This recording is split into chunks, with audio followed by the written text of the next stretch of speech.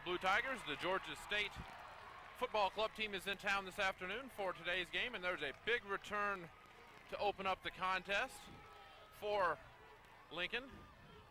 That was Aaron Whitaker, the kick returner on that. Georgia State won the toss, deferred to the second half, so Lincoln will have the ball first, and they'll have great starting field position. That's something that's really been a problem for this ball club all year. They've had a lot of long fields to work with. Getting them a short drive early on in this contest will really be big and gets confidence going for the Blue Tigers this afternoon. Yeah, the short field definitely an advantage for the Blue Tigers in this situation, especially against this Georgia State team, which has struggled on defense, struggled on offense all season, and which makes it even more of a, they didn't want to get in a hole, makes it kind of questionable why you would defer to the second half and give the other team the ball first. I'm Scott Castman, joined by Dustin Marker this afternoon, live from Reed Stadium.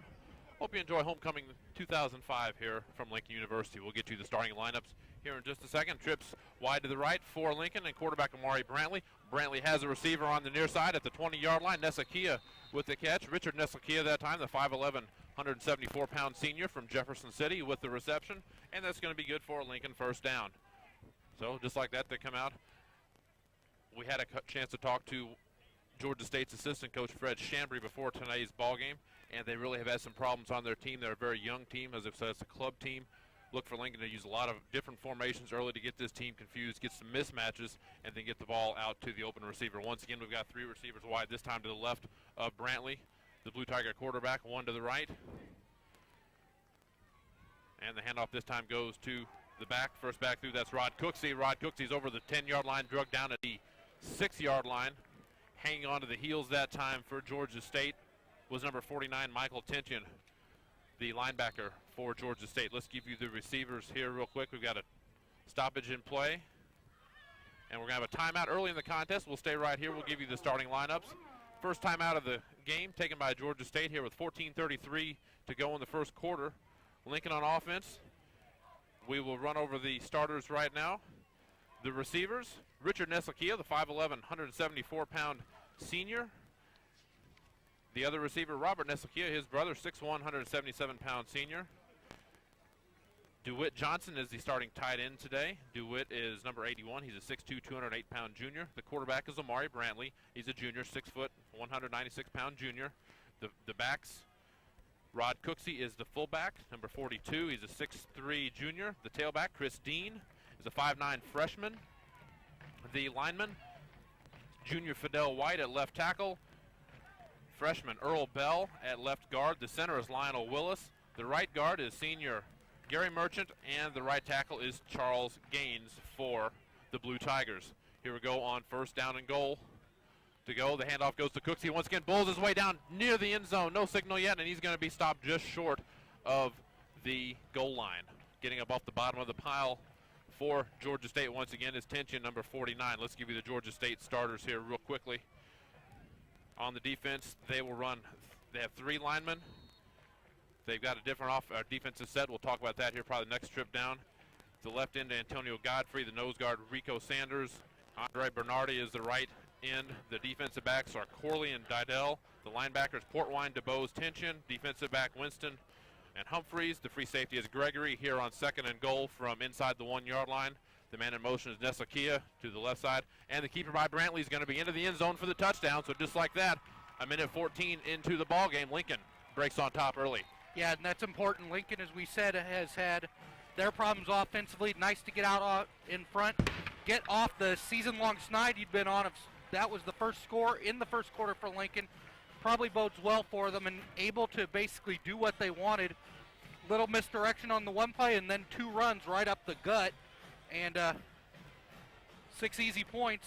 And you're hoping it's like that all day if you're on the Lincoln side. Corneo on for the extra point. Kick is up and good. So just like that, 7-0, 13:46 left to play here in quarter number 1. But that's just what Lincoln wanted. They got a win last week. This will be the latest in a couple of years. We've got the stats here. We'll get it for you. Lincoln will be trying to even their season record here, 3-3 on the day. They come into today's game with a 2-3 mark. They were off last week. Previously, they had a win on the road in Jacksonville, Florida against Edward Waters College, a 17-13 game there. But Lincoln will be trying to even their record today with the win. They'll be 3-3. The last time the Blue Tigers were at 500 this late in the year was 2003. They had records of 3-3 and 4-4 that season, but wound up with a 3-game losing streak. The 79 team jumped out to a 4-1 record, and this will be one of the better starts in the last 25 years for the Blue Tigers here if we can get the win today. And this is the start of a 3-game homestand for Lincoln. They'll have Miles College in here next weekend on Saturday, a 1 o'clock game. We'll have that for you also. And then they'll wrap up their home portion of the season against Prairie View A&M in 2 weeks. So it's a big weekend this weekend at Lincoln. It's homecoming. They got the new president, Dr. Carolyn Mahoney, is installed as president this weekend. So a lot of people are in town for that. We've always got the big crowd for homecoming. You can hear the band down below us. We've got a really nice crowd here at Reed Stadium today. They're looking for a big win against this Georgia State ball club. Kick is away from the 35. Back deep to receive is going to be, it's going to be fumbled, and the ball will be picked up by Tyrell Humphreys for Georgia State. They will recover, but they're going to have the ball inside the 20-yard line and at the 15. Looked like the ball was bobbled that time by Brandon Gregory, and it stayed with them. Humphreys was able to get in and get the ball and fall on it for Georgia State, but they'll have the ball, and they're going to have a long field to work with. A very long field with an offense that has struggled, only putting up 1 field goal the entire season. So long field's not something you're looking for if you're the coach with your offense on the field. And getting off immediately your offense to a bad start also. Georgia State starting lineup looks like this, and they'll open the game. Their linemen across the front from right to left are Wells, Sanders, Stevens, Childs, Peterson. The receivers are Alberts, Miller, Humphreys. The quarterback is the running back, is Brandon Gregory. Curtis Haddock is the quarterback. Jamont Edwards is the other running back. There's a flag that flies, an inside handoff that time, and the ball is going to be dropped after a short gain. It was 1st and 10 from the Lincoln 18-yard line. Give me one. The foul will go against Georgia State. So they run a hole to start with. They're going to be in a little deeper hole here after the penalty is marked off. They're going to move them back.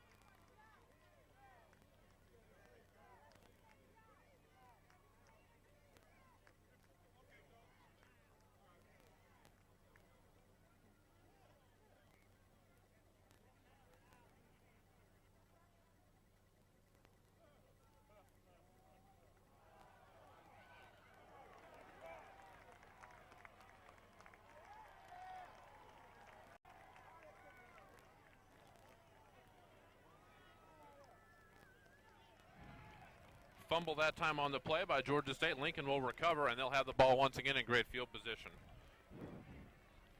Gotta like that, your defense forcing a fumble deep in their territory. Lincoln with a chance to go up big early on here.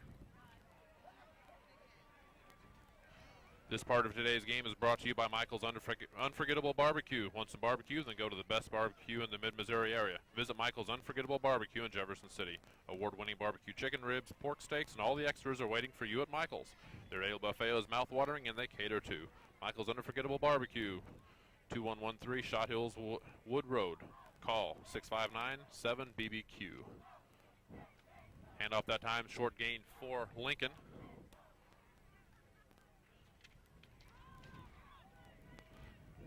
Gain of about 4 on the play. It'll bring up 2nd down and 6 from the 10-yard line.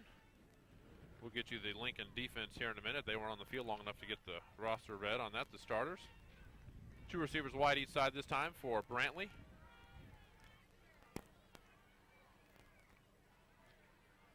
Long snap count. Handoff goes to Cooksey once again. Covers up the ball, and he's going to be wrapped up after a short gain that time. Right up the middle. Andre Bernardi and Pernez Pinckney in on the play defensively for Georgia State. One of the things this team, they've got a thin bench over there. They travel with 37, and even more so, they've got 6 players on defense that are out this week, and the defense, they told me, was their strength. As I said, they came in 1-2 on the year. They gave up 55 points last week. Their offense has really struggled. Their defense is their strength. They got 5 players suspended for the first half, and one more was out with an injury from last week, so they've got some really young guys out there. 3 receivers wide to the right this time on third down. Brantley rolls to his right. It's going to stop. Going to run it up inside. He's across the knocked down at the 5-yard line. Good tackle that time, closing Antonio Godfrey that time on the play for Georgia State. And it'll bring up a 4th down and 1 for the Blue Tigers. Looks like they're going to attempt the field goal here. Corneo comes in.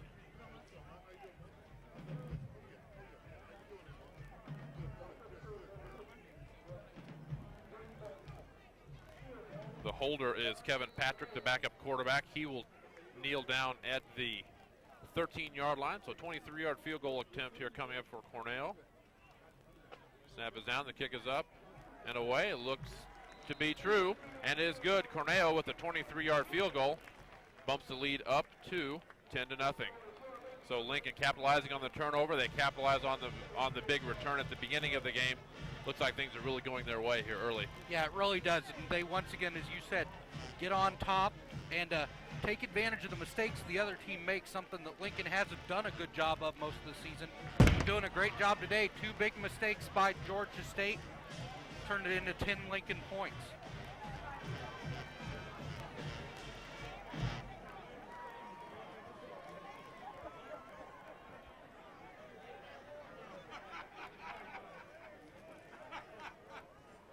The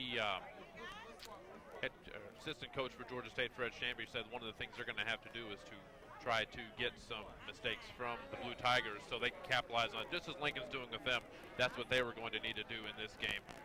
And so far, that's not been the case. They find themselves down 10-0 here. Back deep, Jamond Edwards to receive the kick. It's going to go to one of the up men on the far sideline. For 89, Eric Miller across the 20-yard line, the 25 before he's pushed out of bounds on the far side of the field at about the 27-yard line.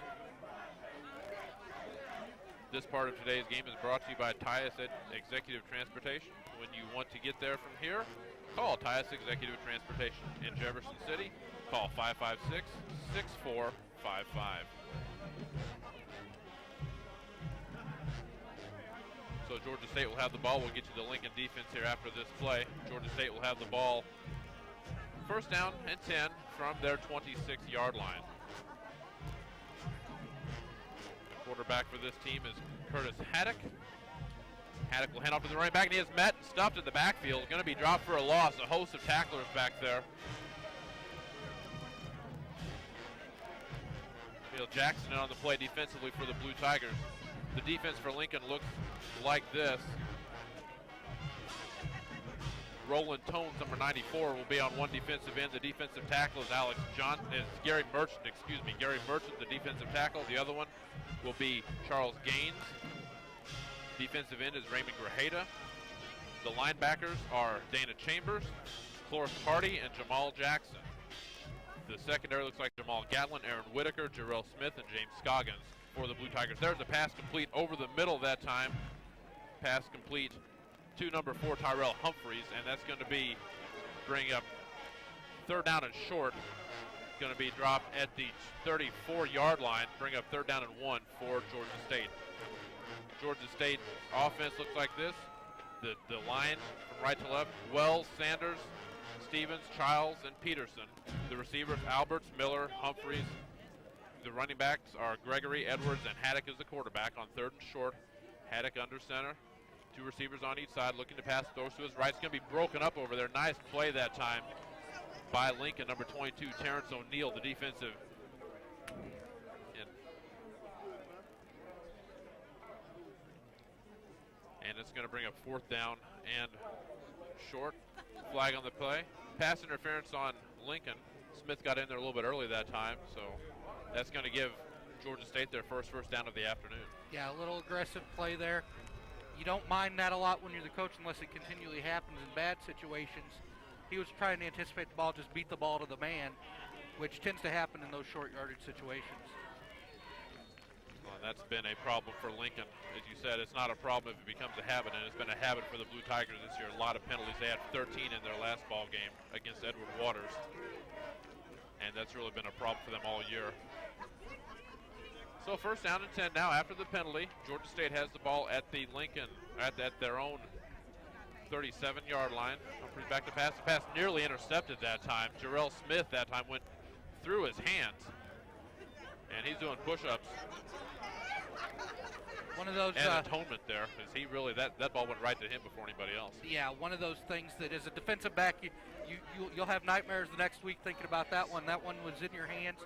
And Georgia State, you already see the problems when they drop back to pass. The pocket lasts for about three steps of his 5-step drop. He's got to get rid of it as soon as he gets back there. So brings up 2nd and 10 this time. Haddock with the Supes line. We've seen the same lineup each time. They've got one back. The snap is fumbled. He gets it back. No chance that time. Going to throw it to the sideline, and it is picked off this time by Smith. He's across the 25-yard line, pushed out of bounds by Haddock over on the far side.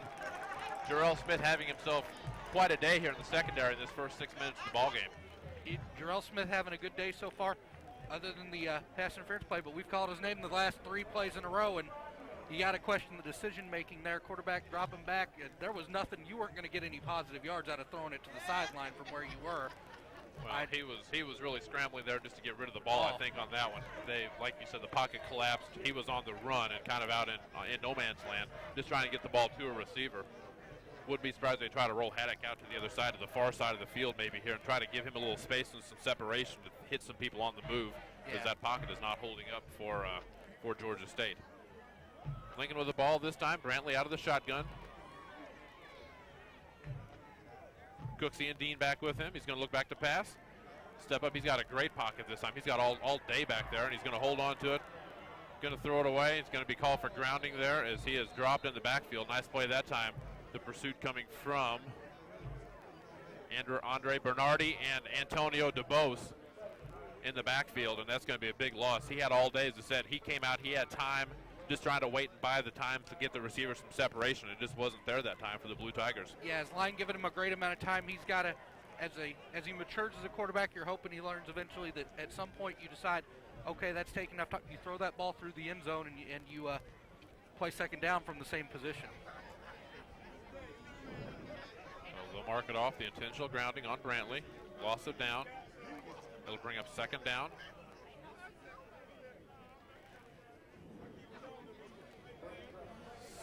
Second and long, about 17. The ball rests just shy of the 32-yard line, so 2nd and 17 from the 32.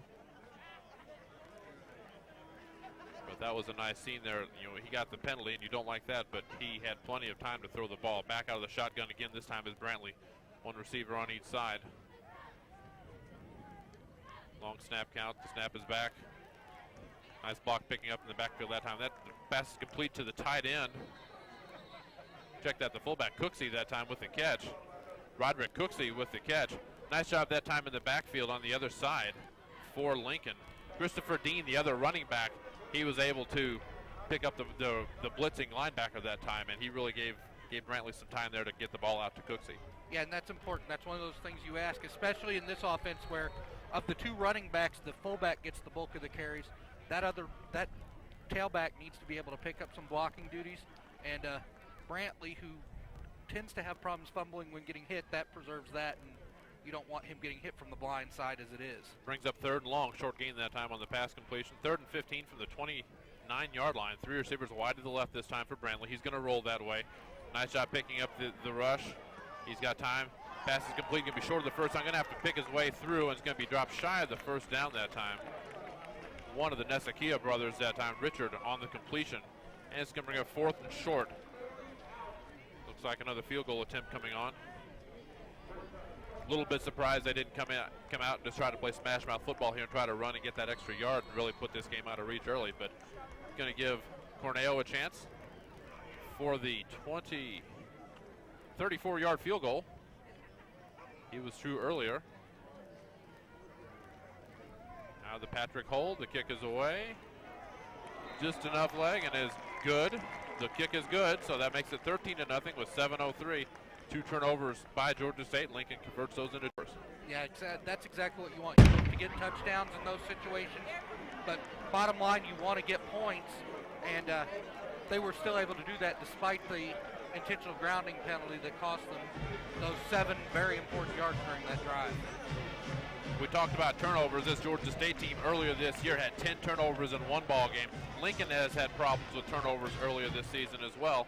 Last week against Edward Waters, they had a season low. They tied a season low. They had 1 turnover in that contest. If they hold on to the ball, that's really going to go a long way toward them having success this year, as is the case with any football team. But with the penalties that they seem to be incurring game in and game out, the turnovers are the other thing that's really going to set you back. And if they can hold on to the ball here, keep that lead, it's going to be a good day for the Blue Tigers. Corneo back to tee it up.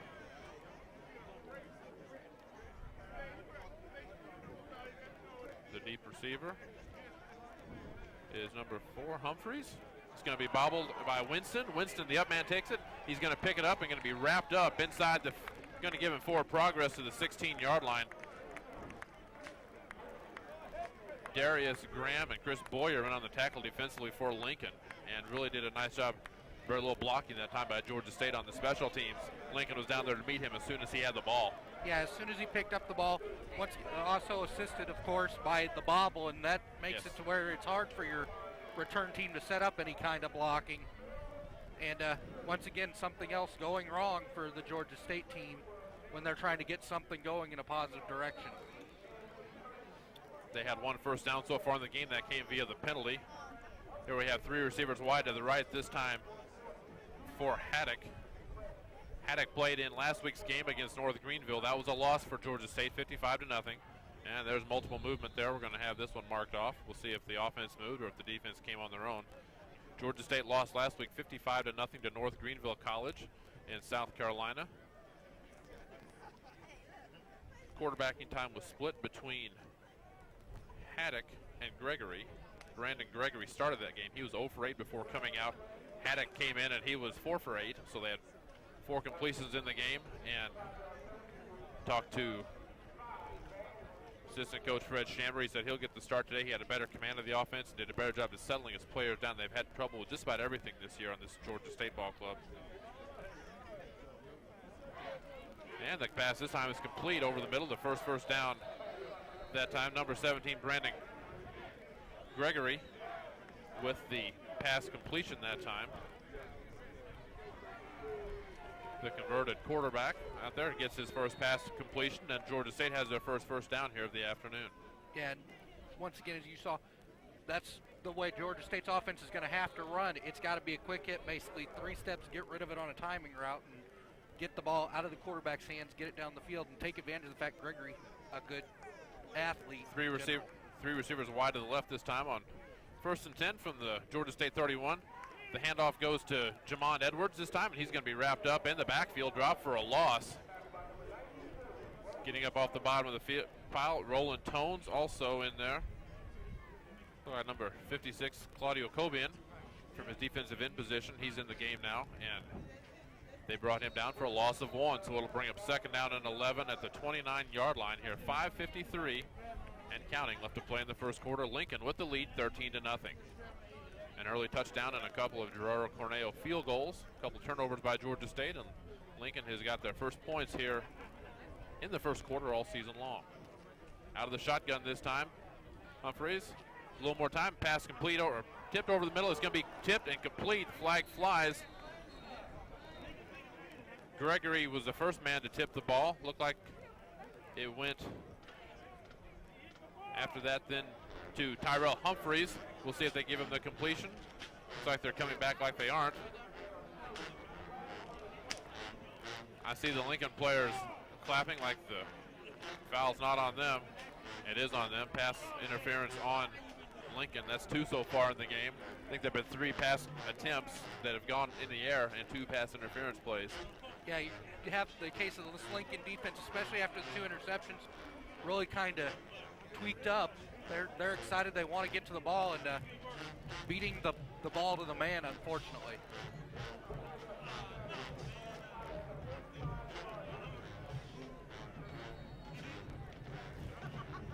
it looks like the game plan is not going Georgia State's way. They wanted to come out and try to establish the run. They've really gone away from that here early in this game, trying to establish the pass with Haddock back there calling signals. And now he's in this drive, they've had him on the shotgun to give him a little more time.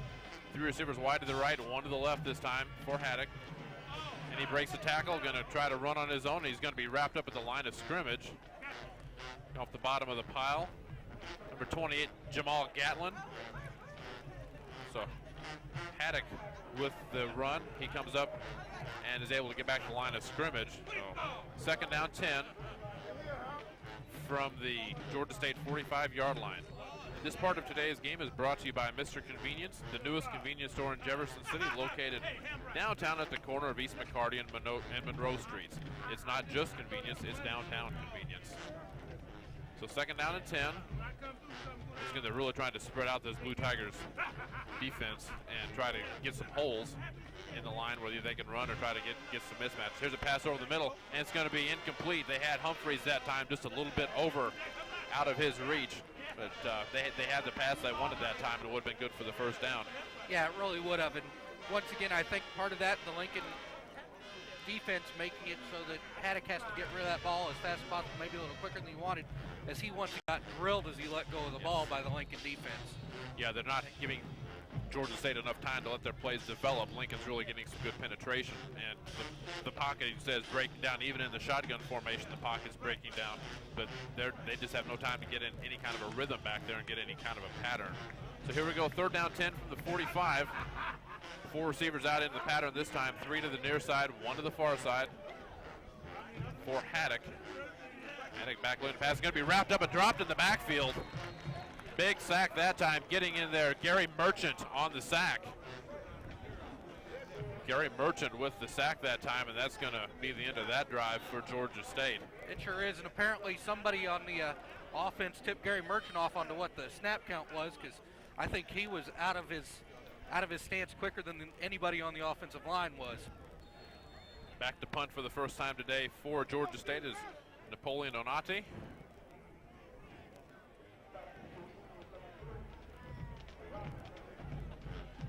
Robert Nisolkio back to receive for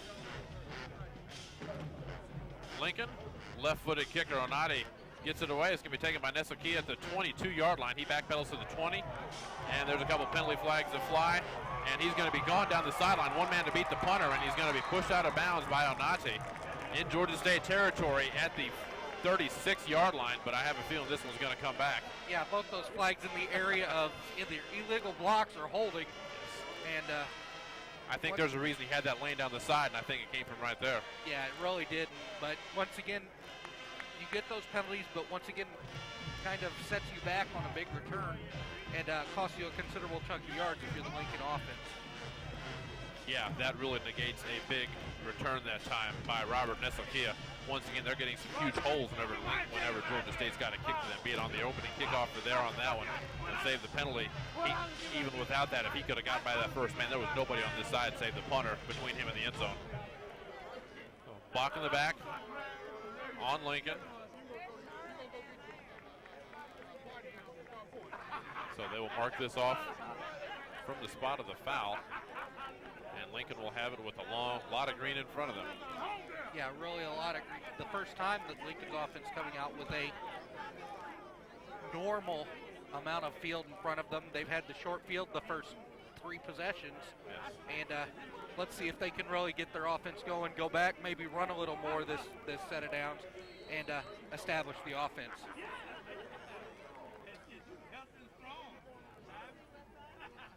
Brantley under center. It'll be 1st down and 10 from the Lincoln 14-yard line. Handoff goes to second man through the hole that time. He's going to be wrapped up after a short gain. It looked like Cooksey, the ball carrier that time, and he'll be stopped for a gain of about 3.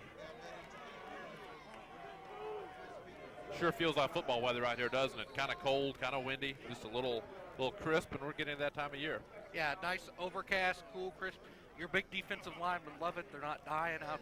Your linemen love this kind of weather. This is great football weather for them, and just overall, just wonderful time of year to watch some good college football. Brantley this time, the handoff goes to Dean to the left side, and he's going to be tripped up. Nice open field tackle that time. Antonio DeBose tripping him up after a short gain, so it'll bring up third down.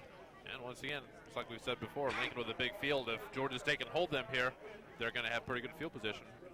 We've got second down and 7 from the 17-yard line.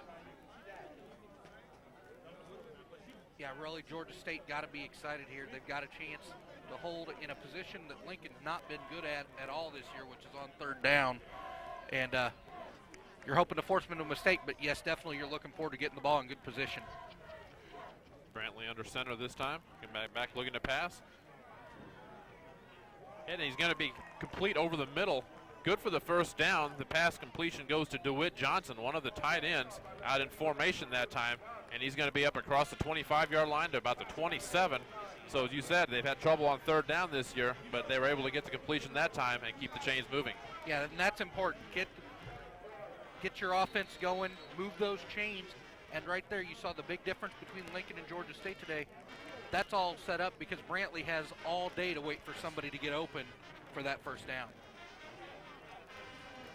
Yeah, it's something I'm a little surprised that Lincoln has not had a better job establishing the run here in this first quarter. We're down to a minute 50 left to play in the first quarter. 13-0, the Lincoln lead. They converted on some short field opportunities. They capitalized on some Georgia State mistakes. This time the handoff goes to Dean, and he's going to be wrapped up, and a flag flies at the end of the play to get up off of the bottom of the pile that time. And Gregory and Bernardi in on the play too with Gregory. And we'll see a face mask this time on Georgia State, so that'll be a more positive yardage for the Blue Tigers. With this team having such a short bench and only 37 players, and several of those playing two-way, a couple of them start on both sides of the ball, so they're out there a lot. Look for Lincoln to go to the run at some point here today, to wear these guys out, make them work, dig down in the trenches, and open up some holes. It may not be till later in the game, but I expect we'll see that big running game come into play here with Dean and Cooksey later on to get some big chunks of yardage there. So first down and 5 from the 32-yard line after the face mask penalty.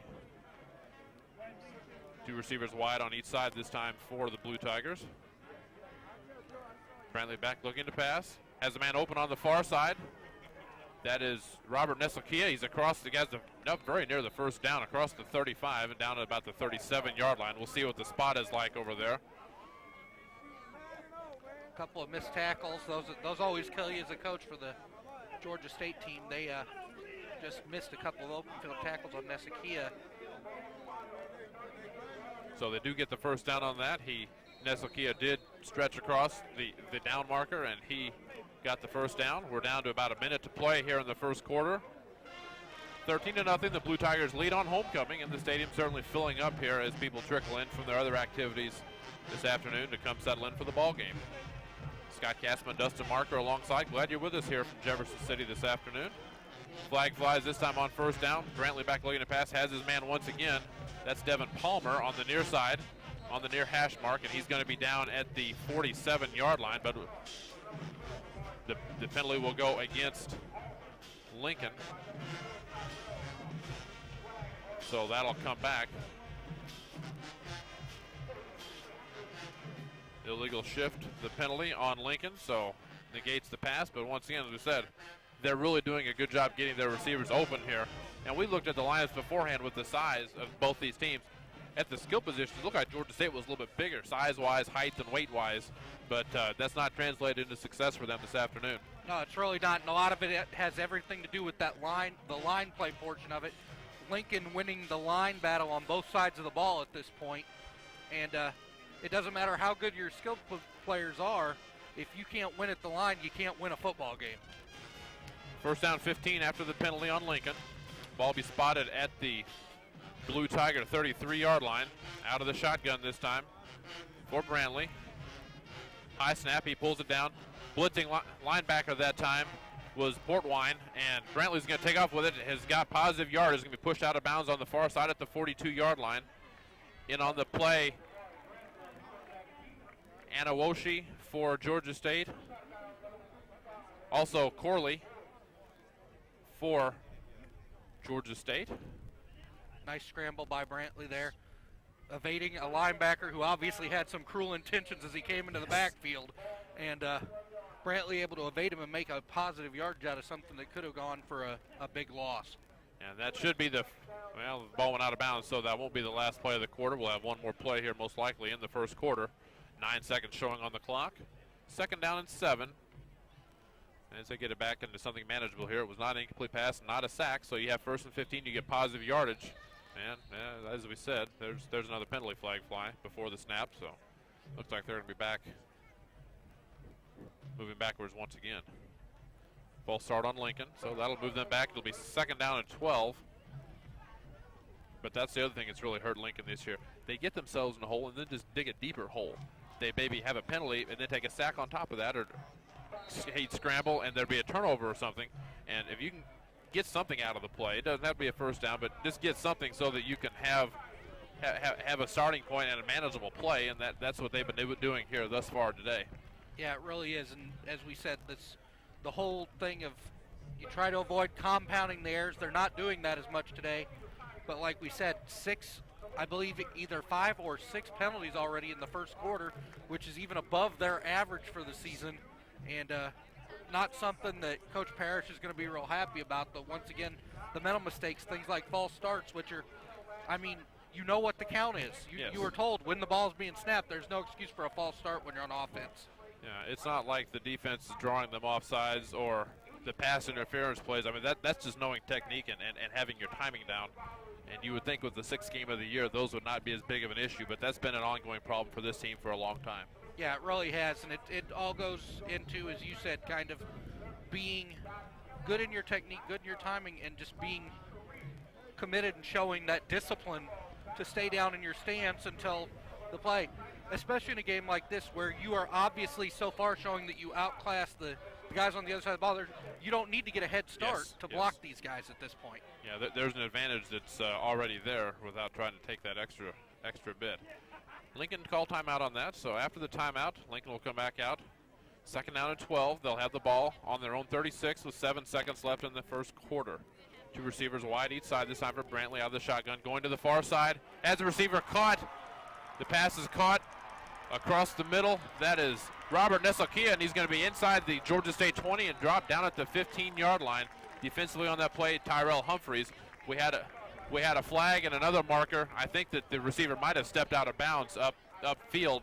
The back judge threw his hat that time, and I think that they're going to give. We'll see what they mark off, but he threw his hat. Looks like they're going to wave it off, and they'll go ahead and the result of the play will stand. So Lincoln will have the ball 1st down and 10 inside the Georgia State end of the field after the long pass play there. Into the first quarter, 13-0 the score. Scott Cassman, Dustin Marker alongside from Reed Stadium. The Blue Tigers are up on the Georgia State Ball Club. Go ahead, I think I cut you off there. That last play, as you said, the flag goes flying and the hat. Usually what that is, the defensive player has forced the receiver out of bounds. Mark it where it is. That the hat going down means as long as the offensive player gets both feet in bounds before he catches the ball, he's a legal receiver again because of the fact that he was forced out and didn't step out on his own. That's why we brought you along here today, to talk about just that. I didn't see a flag, and usually you see a flag and then the hat, and I didn't see the flag anywhere, so I thought that if I missed it or if it was as you said, they just pushed him out. So the play will stand. Lincoln will have the ball. But as we said, big play there. You kind of expected that was going to happen. They've been going some runs, some nice short passes, and called the timeout. And apparently the coaches on the sideline saw something and said, hey, let's go over the top and get our receiver open in that secondary because there was nobody even attempting, it looked like, to make a tackle that was in the secondary. In fact, I think a linebacker had to come from behind to bring Nesakia down.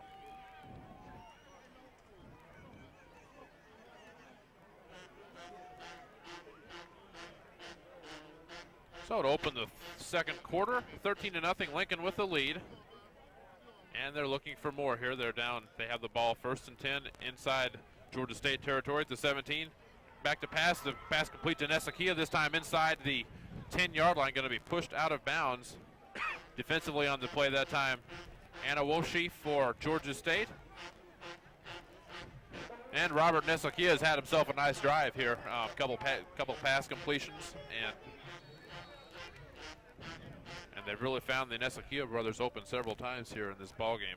Yeah, they really have. Between the returns and then the drive plays on this drive, passing the ball, the Nesakias both being able to get some separation between themselves and the Georgia State players.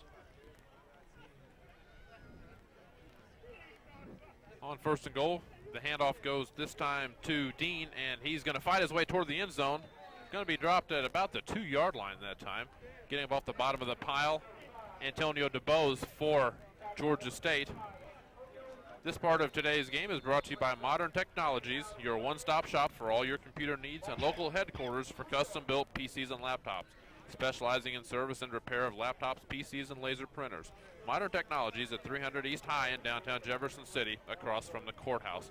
We hope you're enjoying this presentation of Lincoln University football, brought to you commercial-free by our fine sponsors. Here from homecoming this afternoon at Reed Stadium. So second down and goal from the 2-yard line for the Blue Tigers. I would think that from this point we'll see a heavy dose of Cooksey and Dean as they try to punch this ball into the end zone. The fullback is Cooksey. Dean is the tailback. Man in motion, Nesakia. The handoff goes to the first man through, Rod Cooksey, and he bails into the end zone for the touchdown. So Rod Cooksey with the touchdown. He's going to take the ball off with him, and that's going to make the score 19-0 on the 2-yard run by the fullback Cooksey. Yeah, great job by the offensive line, getting him enough space, getting a push off the line and getting him into the end zone.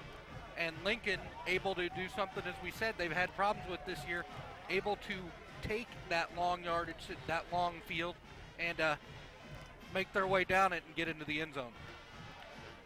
And the extra point attempt is up and good by Corneo. That makes it 20-0 here, just starting the second quarter. 14-12 left to play in the first half. 20-0 is the score. Lincoln with the lead. The first half numbers look like this. Lincoln, the stats, they have 5 first downs compared to 3 for Georgia State. Rushing, 10 rushes for 34 yards for Lincoln. 5 rushing attempts for -9 yards for Georgia State. Passing yards, 97 passing yards in that first quarter for Lincoln. They're on some kind of pace right there. Most of that coming on the long pass play to Nesakia here right at the end of the first quarter. 20 passing yards for Georgia State. 6 of 6 passing for Brantley, the Blue Tiger quarterback. 16 offensive plays, 131 total yards for Lincoln compared to 10 offensive plays and 11 yards for Georgia State. 9:07 time of possession for Lincoln compared to 5:53 for Georgia State. The other big number on here, 7 penalties for 92 yards. As you said, that's even ahead of Lincoln's pace that they've had earlier in games earlier this season. So they'll want to cut down on that, but everything else looking pretty good for the Blue Tigers. Yeah, you'll take some of those penalties if the offense and defense keep clicking like they are otherwise. You won't be able to get 20 points with those kind of numbers on every team, though. Eric Miller this time, the wide receiver, takes the kickoff from Corneo, and he fights his way beyond the 20-yard line and dropped it about the 22. So that's where Georgia State will have the ball. Against a team like this, you can afford 7 penalties in the first quarter and almost 100 yards in negative yardage, but that won't get it done against a lot of squads. No, it won't, and that's something that as they sit and look at tape, if they win this game, the coaches are still going to go on about. You're making mental mistakes, and against Miles and Prairie View A&M coming up, those mental mistakes won't win you ball games.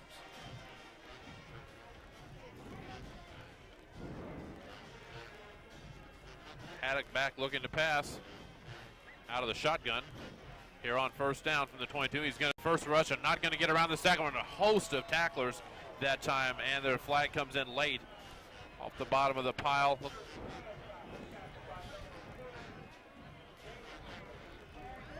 Dana Chambers on the play, and Haddock is slow to get up. He is still down. There's a Blue Tiger down in the back of the pile as well. And they're going to call the medical staff out on both sides. This Georgia State squad is as I said, it's a small group on the field.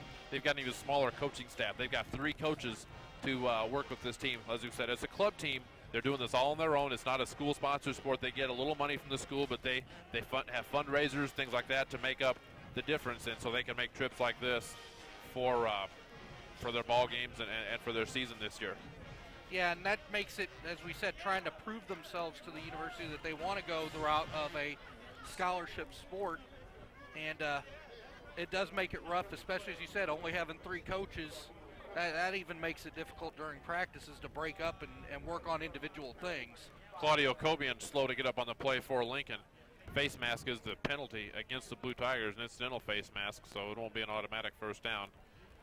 But Cobian was already hurt out here. He had a groin pull, played with that in his game against Edward Waters, so he's not feeling good already, and if he aggravated something else there, that's going to be tough. Yeah, and that's, especially on a cool day like this, something like that, easy to to get a twitch, put a tweak on that, and that is definitely something that's hard to recuperate from when it's cold out like this. That'll bring up first down and 20 after the sack. Again, out of the shotgun, Haddock. And going to have motion. The flag flies. This is a free play for Georgia State. And the pass is complete over the far side. Stumbles. The receiver this time is Brandon Gregory, and he's going to be dropped at the Lincoln 30-yard line. So the play will stand. Haddock is slow to come up. Looks like he turned an ankle or something after that play. He is way back behind the rest of the team, and he is hobbling up to join the rest of his mates on the Lincoln side of the field. But nice pass that time. Had the defender jumped off sides and came back. So once again, another penalty on the Blue Tigers. Another penalty on the Blue Tigers that'll, of course, be waived off, so that won't count against them in the stats, but it was made. And then you make that penalty, and you allow a guy to get behind the defense and get burnt by Gregory, who is showing that he is the best athlete on this Georgia State team, and they're taking advantage of him. And it looks like we're going to have a switch at quarterback here. Brandon Gregory is going to come in to call signals, I think. Haddock is being helped to the sidelines over on that far side, so if it's not bad already, it's getting worse for Georgia State. Their starting quarterback is out. They had a defender they lost last week and 5 more on suspension here in this first half. So Brandon Gregory will come over from his running back position to call signals. He started the game last week against North Greenville for this Georgia State ball club. Out of the I formation this time. Gregory under center, the inside handoff, and is going to be dropped for no gain that time. Getting up off the bottom of the pile for Lincoln, Jason Covington. Pinckney, the running back that time, going to be dropped for a loss. And it'll bring up second down and 11. Second and 9, excuse me. Second and 9 from the 30-yard line of Lincoln. Absolutely no hole to run through there if you're Georgia State. Lincoln doing an excellent job against the run. Now, as you said, things getting worse for Georgia State, and when you have to take the guy who's been making your big receptions and turn him into a quarterback, that just makes it that much worse. You're kind of like losing 2 position players. It's really going to turn this game. Oh, we got a timeout going to be taken by Georgia State. Looked like some confusion on the line, and that's something else we talked to their assistant coach about. They've had problems all year just with their basic formations, getting people lined up in the right position, knowing the snap count. It's a very young ball club. This is the 3rd year of having this club team, and it's mostly freshmen and sophomores, so this is their first experience at the collegiate level, and they really jumped right into the fire here. Yeah, they really did, and you admire the fact that they want to go for it. You question, though, if they get the same amount of practice that a school-sponsored team would. The ability to actually get everything done that needs to be done to improve as you go along. But they seem to be gamers, and that's all you can ask for when you line up. You want the other guys to at least try. Whether your world's better or not isn't important. You want them to at least give you some sort of a battle during the game. And as we talked, they said they did like the fact that they were coming together and making progress each week, and that's about all you can expect. I mean, you want to get better, and if you weren't good at the beginning, you want to be better at the end of when you started. And they're going that direction. This is going to be a long learning process and a season of first for this ball club with all these young players that they have out there. The game moves at a different speed at the college level from what they saw in high school. They're not going to be the stud that they may have been in school. So this is, like I said, a learning curve. After the timeout, that was the second timeout taken by Georgia State in the half, so they have 1 left. Gregory under center. Man in motion is Alberts. Handoff goes to the far side. Jamon Edwards, the running back, cuts to the left. Another flag flies here on the near side. Gatlin in on the tackle defensively for the Blue Tigers. Coming back into the game, Claudio Cobian. That's a good sign for the Blue Tigers. He was the one that was slow to get up on the play deep on the other end. And Cobian's coming back into the game here for Lincoln. Yeah, that is as you said, a big deal. Cobian coming off of that game at Edward Waters where he had 2.5 sacks, had a great game on the injury. And you're glad if you're a Blue Tiger fan to see Cobian coming back out on the field. The penalty will go against Georgia State, set them back 5 yards. So thus far Lincoln's defense is holding on this drive. I was kind of wanting to see how they would react once Georgia State got down on their side of the field. Georgia State had the ball 1st and 10 on the 31, and now it is 2nd and 15 from the 36. 2 receivers on each side this time for Gregory. And low one to the center. And back looking to pass, looking to his right. And evades the tackle in the backfield, throws it downfield, and it's going to be caught, and it's going to be a flag comes out, and looks like a pass interference. The pass was headed toward number 89, Eric Miller, but once again looks like we're going to have another penalty against the Blue Tigers. Yeah, as you said, just another one of those pass interference plays. That's the 3rd pass interference call of the game.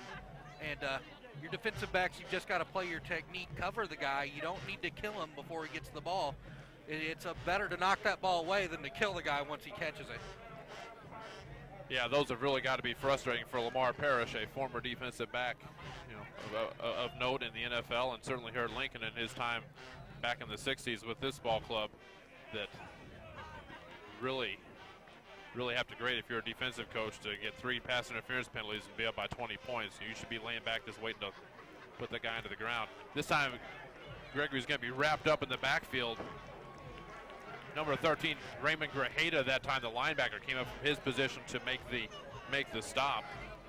And Gregory just had nowhere to run that time. As you said before, I think that Grajeda might have may have knew the snap count. I certainly didn't, but he was right there in time for the snap count, and he just met the Georgia State quarterback coming around the corner. Yeah, he really didn't. Watching so far Georgia State as they try to run, number one, it seems like they need to run to the outside. They're trying to run inside, not working, hasn't worked yet. Maybe they need to try some runs to the outside, try to get to that corner. Here we go, 2nd down 11, and the whistle flag flies from the back judge. Don't see that very often on the start of a play. The official furthest from the ball throws the penalty. Delay of game on Georgia State. He's got a good look at the clock. That's why he made that call. But it was delay of game on Georgia State, so just like that, they had the ball 2nd and 11 on the 23 after the 1st down by penalty. That'll move them back 5 more yards.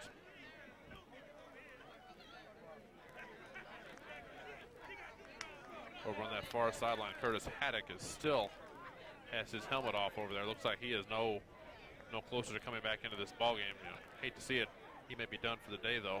You don't want to ever see anybody get injured in a ball game, and this team is thin as it is. So 2nd down, 16. Gregory back leading the pass, is under pressure, gets it off, and it's going to be hit. Looks like it hit the receiver in the head, and there's another flag in the backfield. Defensively applying the pressure at that time. Cloris Hardy was in the face of Gregory that time, and it looks like it's going to be roughing the passer. Personal foul penalty on Lincoln. So Georgia State's the best offense so far has been their yellow flag. Yeah, really has. They've got a lot more yards on penalties that Lincoln's given them than they've ever made on their own here. They had the one long pass play, and that's really been about it. Yeah, they really have, and it's been a case of just, once again, as the coaches well on week after, it's mental mistakes. These are absolutely mental mistakes. You had plenty of time as a lineman, a linebacker, you got to have your head up and say, you know what, I can't hit this guy. He let go of the ball. Yeah. That'll bring up 1st down and 10 from the 14-yard line. Gregory pitches this time. Nice hit that time on the quarterback. And the ball's going to be dropped in the back. The runner's going to be dropped in the backfield. Hernez Pinckney that time was the ball carrier, and Gregory was just leveled that time in the backfield as he pitched it. Yeah, it really was, which means that basically for that to happen, not one person on your offensive line got a hand on a guy that was coming straight up the middle, which is completely unacceptable if you're an offensive coach. 9:40 left to play in the first half. 20-0 the score as the clock continues to run here on homecoming at Reed Stadium.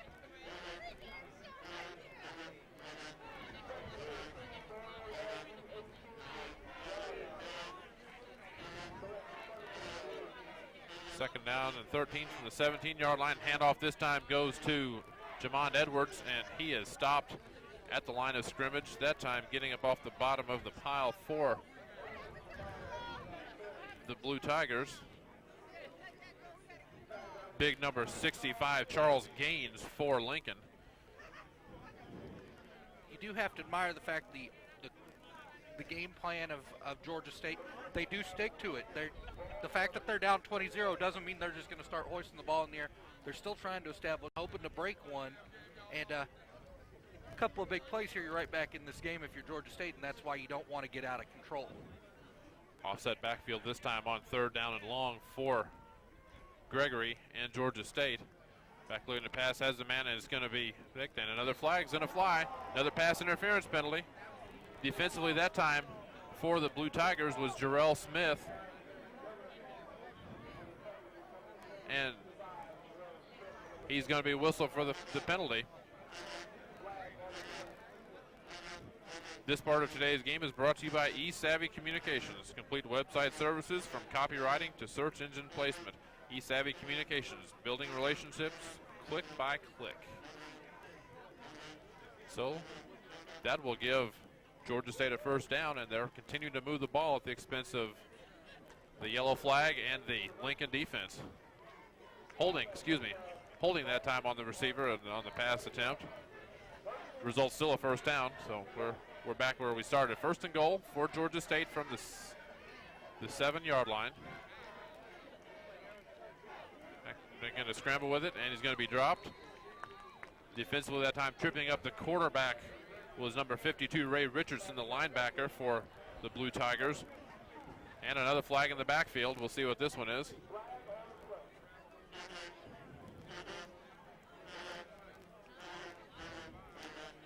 Personal foul on Georgia State, so that'll come back. I'm surprised we haven't seen a little attempt at a screen pass or a play action pass by Georgia State, with Lincoln really just pinning their ears back and coming at the quarterback, pell-mell. You would think that they would use that to their advantage and try to create a mismatch downfield. You've got to have the time to get the ball out, but you could try a little quick pass to the sideline or something just to get a little pressure off the quarterback. Just a little something misdirection-wise to get them coming at you, dump it off, and like you said, take advantage of that aggressiveness of everybody on the Lincoln side of the ball. Yeah, if nothing else, they might get a penalty out of the deal. So second and goal from the 25. And pass this time over the middle, and it's going to be incomplete. The intended receiver that time was Miller. Broken up by Jarrell Smith that time. No contact. And that'll bring up third and goal from the 25-yard line. We'll see about this play here, but looking ahead, Napoleon Onate, the Georgia State kicker, is that you're looking at a long field goal here and you're down by 20. You wonder if it's not four-down territory here. Try to get something close, make up some of the distance so you can at least give your team a shot at some points here on this drive. Out of the shotgun this time, Gregory, with Edwards in the backfield with him. Edwards is going to flare out to the left side. The pass is completed to Edwards, and he's going to fall forward, gain a couple of yards on the play. Defensively on the play that time, Gary Merchant, the defensive lineman, for Lincoln. And that's going to bring up fourth and long. So on third and 25, they get a 2-yard pass play. Positive yardage once again, but we'll see what they come up with here. Looks like Onate's going to come on and try the field goal. That's kind of that play we were talking about, though. Just a little bitty short hit. Take advantage of the aggressiveness. But you have to get some blockers out there for that guy so he can work his way downfield. Gregory will handle the ball here for Ornate, the left-footed kicker. He'll be down at the 31. It's going to be blocked. The field goal is blocked and picked up by the Blue Tigers, so nothing doing on that one. Special teams comes up big, and they really had a lot of penetration that time. Merchant got in, got his hand on that ball, and Lincoln will have the ball. Give up no points once again. Yeah, that's big for your defense. They're going to go over there, but if you're the defensive coaches, you're going to get in their head and make sure they know. And don't be celebrating because we got the block kick. We shouldn't have been in that situation if you guys would play smarter defense and not be so quite as aggressive as you're being. Talked about the game last time out for Lincoln against Edward Waters. The defense came up with 4 interceptions on the day, as you said. James Scoggins had 2 of those, and the last one helped preserve the win for the Blue Tigers down in Florida. Well, looking for more of the same here this afternoon. Got a couple of turnovers, capitalized on those, and they built themselves a 20-0 lead here with 7 minutes to play in the first half. Brantley is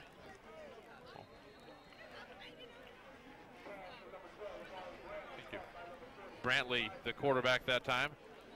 Got the ball out to Cooksey.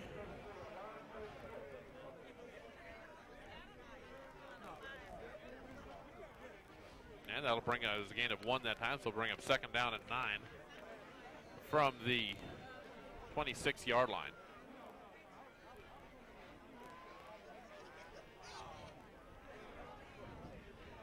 A long time in the huddle here for the Blue Tigers.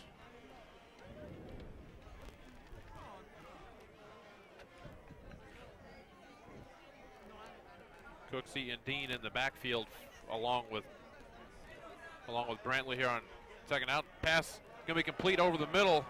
Nice pass play that time to Newt Johnson, the tight end. He's got a big gain across midfield and the 40-yard line of Georgia State before being drugged down at the 37-yard line. Newt Johnson with a big pass play that time. He was wide open, the big tight end for Lincoln, the 6'4", 232-pound senior for the Blue Tigers. He had a lot of room to roam out there. Yeah, you kind of question how somebody could have lost somebody that's 6'4", 232 pounds. That's a big boy to not have anybody guarding him, especially considering coming in, you had to look at the stats. He's been the top receiver for this Lincoln team so far this season. You'd think you would find him on the field.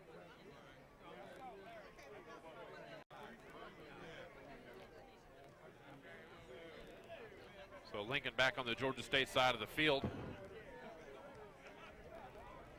First and 10 from the Georgia State 38-yard line. Lincoln seems to have had some success out of the shotgun. This time the handoff goes to Dean, and he's going to fall forward near the first down. Defensively that time, Isaiah Corley, the linebacker for Georgia State.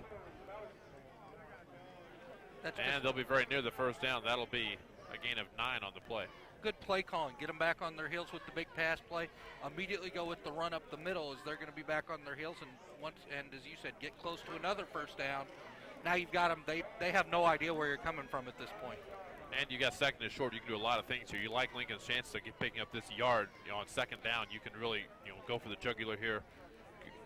Take a look deep if you got the time. And Brantley certainly had the time back there to throw the ball.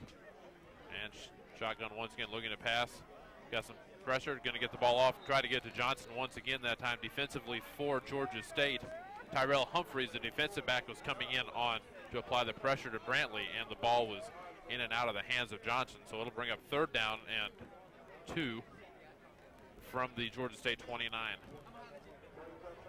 Like you said, it gave you the opportunity to try something like that. Now you can get your 2 yards. You figure here, get the first down. And Brantley just missing the fact one of the Neskia brothers he could have put that ball to the corner of the end zone, and there was nobody between Neskia and the goal line at all. Third down and 2 from the 30-yard line. Once again out of the shotgun. And we're going to get a timeout taken by the Blue Tigers. As you said, it looks like they've got a lot of options. Brantley's not used to having this much time to be able to pick the receivers apart and kind of let them develop their routes and things. He's not had this much time all year, and that's got to be a nice feeling to have. Yeah, it sure does when you're the quarterback, and Brantley especially is used to getting hit on a regular basis, really, and he has had plenty of time today. He's only been hit a couple of times. Gotta like that. You're getting a lot of options of what you want to do as a quarterback and what the coaches want to call, and can really open up the playbook against a team that really can't get any pressure. Yeah, credit the offensive line for Lincoln, and that's something we had talked about before. That's a very thin group. We talked about the Georgia State ball club in general, but the line play for Lincoln is very thin. The numbers just aren't there. They've got some guys that are on the depth chart on both sides of the ball, so you get somebody hurt or wore out, that can really be a bad deal. But so far for Lincoln, the group up front, Fidel White, Earl Bell, Alex Johnson, Lionel Willis, Gary Merchant, Charles Gaines have really been applying the pressure and giving their quarterback and their backs time to let plays develop. Yeah, they really have, and that's all you can ask for as a coach, Steph. That with this game, you say if you win, you got to think game balls go to the line, and it may go to the line on both sides of the ball. High snap this time. Brantley corrals it, pops up in the air, gets the ball, and falls forward. He's going to be stopped near the line of scrimmage. Nice play that time by Brantley to keep the ball in front of him. He hit it, went straight up in the air. Look at a volleyball shot, and he picked it up and was able to go forward and fall forward and get dropped for no loss. But that'll bring up 4th down and 2, up by 20 here. Both teams with one timeout remaining.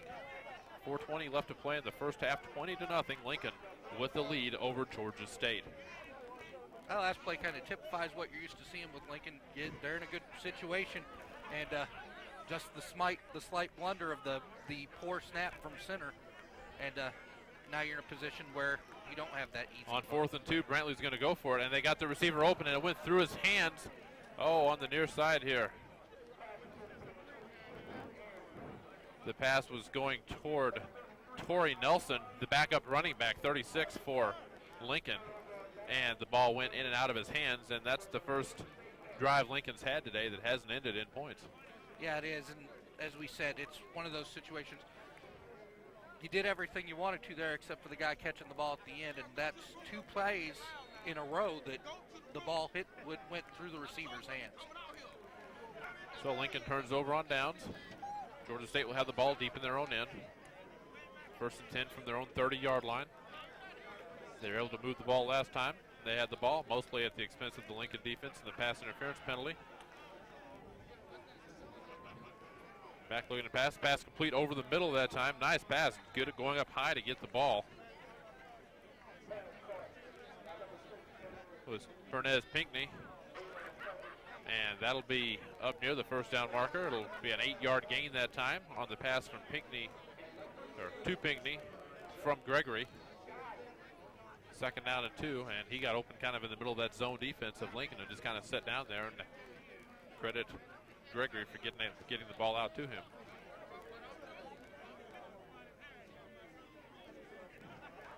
Back to pass this time against Gregory. And their excellent play that time. The intended receiver was Tyrell Humphreys.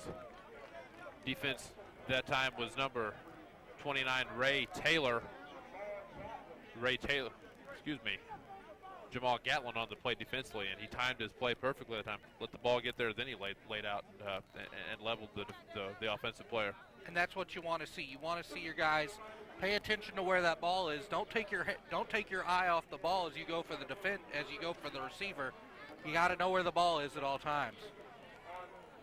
So 3rd down and 2. We'll see whether the Lincoln defense can hold here. Looks like another passing situation for Georgia State. And he's going to take off and run with it. He's going to be hit in the backfield and dropped. Oh, host of tacklers that time.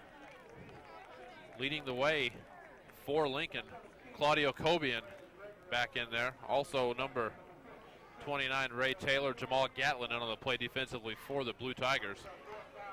And just like that, they turn the ball over on downs, but they're going to get it back and probably in pretty good field position.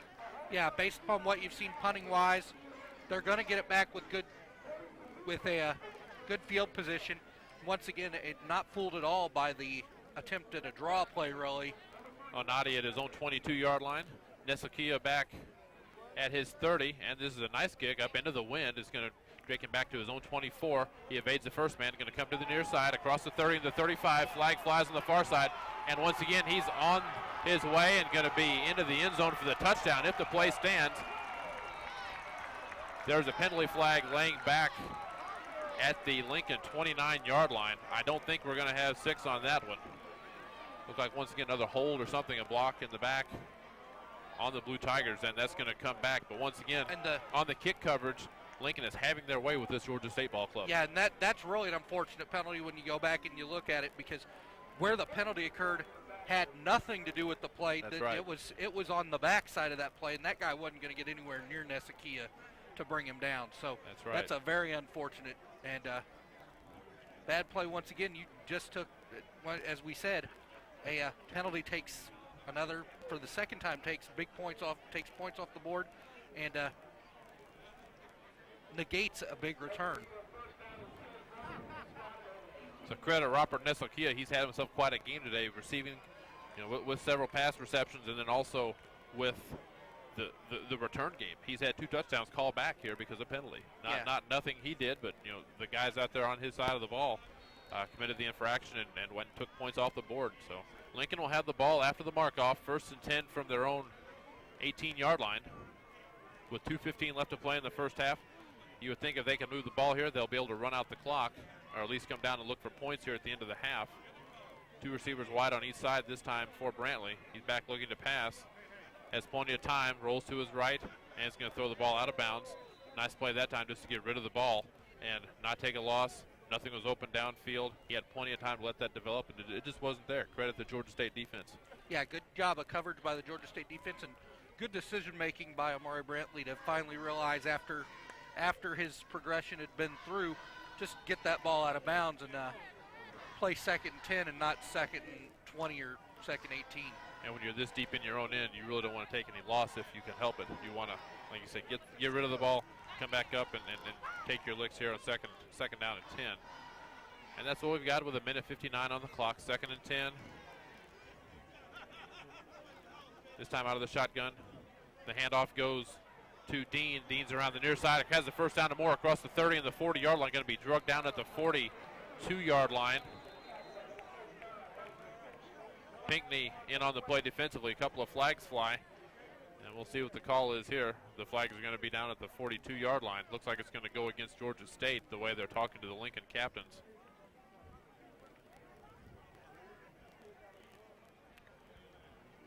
Check that. Holding on Lincoln. Personal foul face mask on Georgia State. So the penalty's offset. We'll do it again.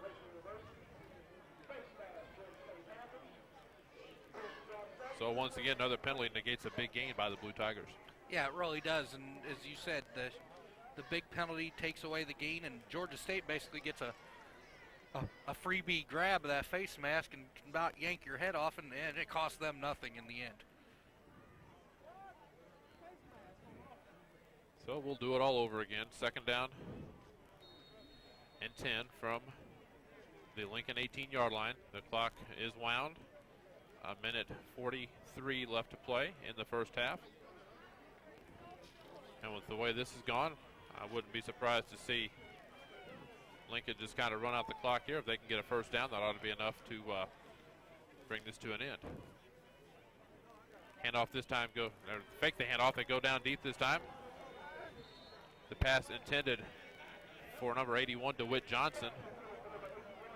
And nothing doing, but they weren't letting the clock run, certainly on that. Yeah, it's kind of questionable. You kind of wonder why you would you figured you would have ran some clock, tried to get this thing to where you didn't give the ball back. Now unless you get this first down, you're giving them the ball with the at least the opportunity to get down the field and score points before halftime and get the momentum. And that incomplete pass stops the clock, so the clock is stopped with 1:24 left to play here. 3rd and 10 for Lincoln from their own 18-yard line. Out of the shotgun once again, fake the handoff. Brantley back to pass, has his man on the near side, Palmer. He's going to scoot forward for the first down across the 30 and the 34-yard line. Defensively that time, he is knocked down by Antonio DuBose, the linebacker for Georgia State. And that should do it here for the first half at least. If they choose to, they can run out the clock. They can certainly set it up where Georgia State won't get the ball back, depending on what happens here on this next play. This is kind of the critical play in the sequence. Out of the shotgun once again, Brantley back looking to pass. Going over the middle, has a man open, set down once again. Palmer up near the midfield stripe, just shy of it at the 48-yard line. So good for another first down. Lincoln's going for more points here, aren't they? Yeah, they're trying to get them on their heels, keep it going. The problem you have there is Brantley can't hold that ball long enough to where he gets hits. He's got to be able to get back up to the line as soon as the play's done and get the next play ran. And we're down to 57 seconds. They did a good job that time of getting up and getting set at the line of scrimmage. Once again, out of the shotgun. Lincoln's had a lot of success here this afternoon out of the shotgun. They fake the inside handoff. Once again, Brantley evades the first tackler. He's going to run forward on the near side across the midfield stripe on the 45-yard line of Georgia State. Pushed out of bounds at the 42. So once again, he's stopping the clock with 42 seconds left to play. That'll bring up a second down and short for Lincoln.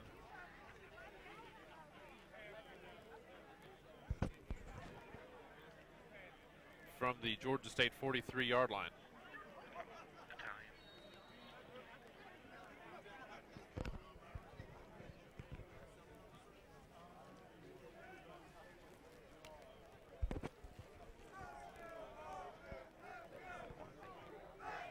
.42 seconds left to play. 20-0 for 20-0. Lincoln with the lead here after the play. Second down and short. Pass complete on the far side of the field that time. Going over there to DeWitt Johnson, and it'll stop the clock once again and be another first down for Lincoln.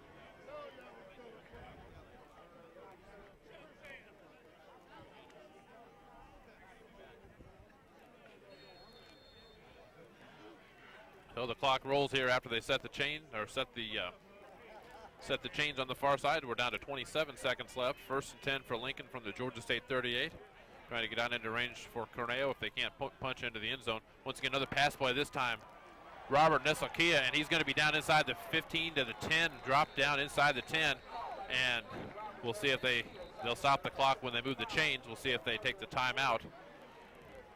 But that was a nice play. Du Bois in on the tackle, and they're still fighting for the ball down there, and that's just going to give Lincoln time to get up and get set at the line if they play this right. Yeah, it really does. And as you said, they've basically called Nesakia down, so there's no point in fighting for the ball at the bottom of that pile. Let's Lincoln get up there. And as we said, Lincoln definitely trying to get more points now. Now they're thinking the 7-point variety, not the 3. First and goal from the 10, and we're going to have a stoppage in play. We'll see if this is the timeout being taken. Looks like Georgia State's going to take the timeout this time, so they're doing Lincoln a favor here. Georgia State takes their last timeout with 16 seconds left on the clock. Lincoln driving, looking for more points here. They have the ball first and goal from the Georgia State 10-yard line, and somebody sent a Christmas card over to the other side of the field here. Yeah, that's a questionable timeout by the coaching staff of Georgia State. I realize you don't want to give your guys, you want to get them in the best position to be able to stop Lincoln, but you don't want now the offense is getting to go to the side and the coaches are getting to call a play and really kind of think of what they want to do exactly. Stay with us. Stay with us here at halftime. We've got a lot of good stuff for you. We've got the Lincoln University Marching Band, their performance here on homecoming at halftime of this game. You see the big crowd we've got this afternoon. And we've got a couple of other interviews that we had a chance to go out and tape this past week, and those are going to be good to coincide with the homecoming activities here. So stick around at halftime of this ball game. 16 seconds left to play in the first half. 20-0. Lincoln with the lead. Georgia State just took their last timeout. Lincoln with one in pocket yet. First and goal from the 10-yard line. Brantley under center this time. We haven't seen him up there in a while. He's back looking to pass once again. Has a receiver over the middle, and it's going to be incomplete. The intended receiver that time, Devin Palmer, in the end zone. Applying the pressure defensively was Tyrell Humphreys for Georgia State, but only took 4 seconds off the clock. Well, absolutely, and that's what the Georgia State timeout did. That made it to where you get 3. If you're going to throw it, you've got 3 cracks at the end zone here, and you'll still have time to kick the field goal before the end of the half. So that was, as you said, a Christmas card needs to be sent down to the Georgia State coaches this year by the Lincoln head coach. Well, the clock shows 12 seconds remaining. Sending the receiver to the far side. That is Torrey Nelson. So 3 to the right for Brantley. Here on second and goal from the 10. Looking to the left, has one man over there. And the pass is complete in the end zone. DeWitt Johnson with the touchdown for Lincoln. So the 10-yard pass from Brantley to Johnson. Good for 7, and Lincoln really moved the ball well there within the 2-minute drill, and they come up with points here before halftime. Yeah, that's textbook of how you want to run the 2-minute drill. Get rid of the ball, make the catches, have the guys sit down in the zone, make the catch and have your quarterback in line, get back up there and run the next play. Corneo on to attempt the extra point, and the kick is up and good. That makes it 27-0 here with 7 seconds left to play in the first half. As we said, Lincoln could have chose to kind of run it out and just take the 20-0 lead. They really wanted to go for the jugular. Lamar Parrish wanted to set the tone for the rest of this game, so we're going to come out and get some more points here with a little bit of time we have left, and they did just that. Yeah, they really did, and it was something that was important to get them really going back and getting back to it, because they'd kind of stalled out on the previous couple of drives, and once again able to get that offense going. Well, and they held Georgia State. Georgia State drove the ball down deep into Lincoln's end. They bent, but they didn't break. They didn't allow any points. As you see the ROTs doing their push-ups over there, they may get a workout this afternoon. But they held Georgia State. They took over the ball, and they were able to come back down and get points. As we said, they could add more points if it wasn't for the punt return and the penalty on the punt return. But they come down and get the score nonetheless.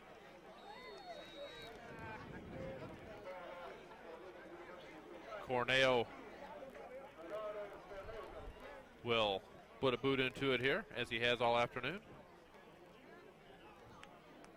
Following this, you think Georgia State will have time for one more play here on offense, assuming they don't have some kind of a long run or a gadget play worked out. The kick is taken back at the 10-yard line by Humphreys, and he's going to be across the 15 to the 20, up to the 25 and the 30, and brought down at the 32-yard line. Getting up off the bottom of the pile for Lincoln, number 33, Jason Covington, with 2 seconds left. So Georgia State will have time if they want for a Hail Mary, or just time to try to run some kind of a play here with one last couple ticks left on the clock. And look for Lincoln to play a deep cover type defense. They've got guys 15, 20 yards off the ball. And looks like Georgia State's just going to take a knee here and head into the locker room down 27-0. That's how the first half ends. 27-0. Lincoln with the lead on homecoming. Looking to their first winning streak since the 2003 season. They won their last game against Edward Waters. They look to have this one well in hand here after 30 minutes of play here at Reed Stadium. We'll take a break and be back with some other information and the band here at halftime. So take a listen to that. You're watching Lincoln University football.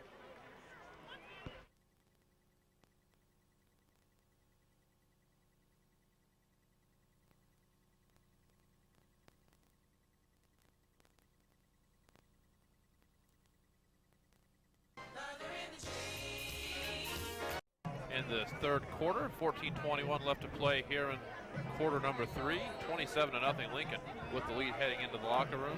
Georgia State received the kickoff, and they have gained a first down.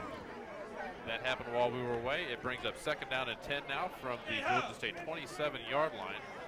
Still in there, quarterback for Georgia State is Brandon Gregory. He's out of the shotgun here on second down and 10. Two receivers wide on either side of the field for him. Looking over the middle. Passes up again. Nearly intercepted. Flag flies from the back judge. And on the play defensively that time was number 10, James Scoggins. He had 2 interceptions last week. Had licked his chops there. Had one go through his hands that time. There was a flag. I think that's going to be against Lincoln. That's a theme we had the first half, Dustin Marker. Yeah, it sure was. Lincoln keeping up, even maybe exceeding what they would normally do. 12 penalties for a whopping 181 yards, which is just almost unheard of. 5 penalties in that second quarter alone for 90 yards, so an 18-yard average on penalties in the second quarter.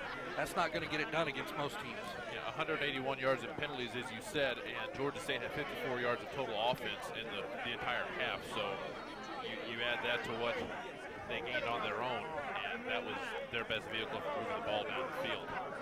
And there was another penalty, as we said, that'll bring up a first down and 10 for Georgia State. Georgia State was listed with 8 first downs in that first half. There's 9 after, or 10, I guess, now here with 2 in this drive. And there's going to be another penalty on Lincoln. So we figure they have 10 first downs. At least 6 of those were by penalty. Yeah, and that's, as we said, something that you're getting away with right now if you're Lincoln. You're not going to get away with this against the better quality of opponent that you play the rest of the season.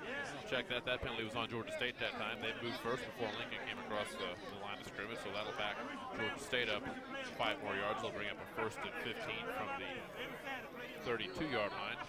This part of today's game is brought to you by Tyus Detail. When you really want a clean vehicle, you want Tyus Detail. Door-to-door service and affordable prices. Tyus Detail in Jefferson City. Call 635-2425. And there's another movement on the far side. That was big number 72, 73, Lars Peterson, the 280-pound 6'4" offensive guard for Georgia State, and that'll back them up another 5. We talked about it in the first half. Georgia State had 5 players that sit out that first half on defense, and they're back in there now. Lincoln's got the big lead, look to be in control of this game, but we'll see if the tone on the defensive side of the ball changes for Georgia State with those additions. 1st and 20 from the 27-yard line. Georgia State doing their best to get back some of those penalty yards to the Blue Tigers here. Gregory back looking to pass, has the man complete here on the near side at the near hash mark, and it's going to be up at the 30-yard line. Pinckney with the reception, and that'll be good for about a 4-yard gain, so it'll bring up 2nd down and 16 here with 13:55 left to play in the 3rd quarter.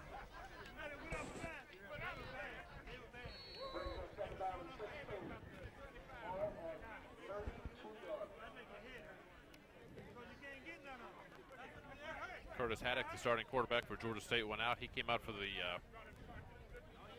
coin flip or the pregame at between halves and thought that he might come back in the way he was getting around. But it has been Gregory thus far here in the 3rd quarter, and he completes another pass this time up, gaining positive yardage that time. Eric Miller with the reception, and it'll bring up a 3rd down and short for Georgia State. So they had it 1st and 20, and they've got it back to about a 3rd and 4 here from the Georgia State 45-yard line. Yeah, and that's what you're asking for as an offensive coach. You don't need to get it all back at once, especially when it's 1st and 20. You've got 4 plays to get those yards, and they have done a good job of putting themselves in a reasonable situation here. 3 receivers wide to the left here this time for Georgia State. Gregory up under center this time, and he fumbles the snap. There's a pile up in the middle of the field. And Lincoln is signaling they have the ball. Let's see what the word is from the men in stripes.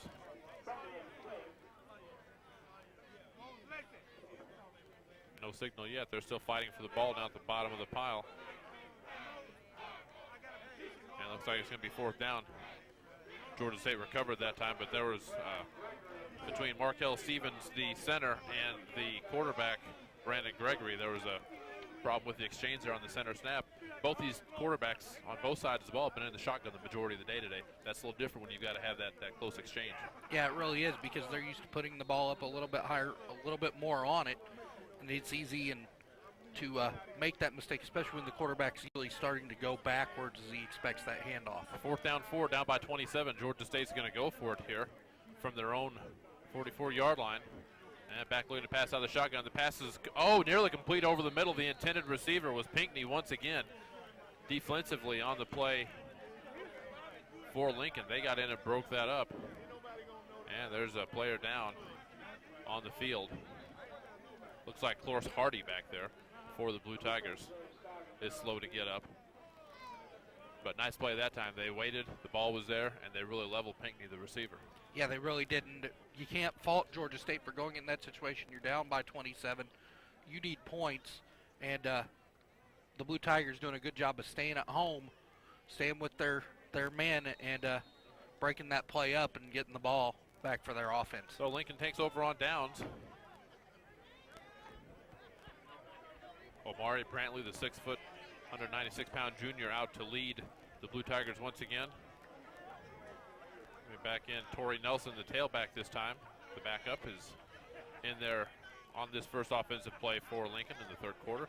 Handoff goes to the first man through Rod Cooksey, the right side of the quarterback. They've really run that play a lot. That's an interesting play. You have the team in shotgun.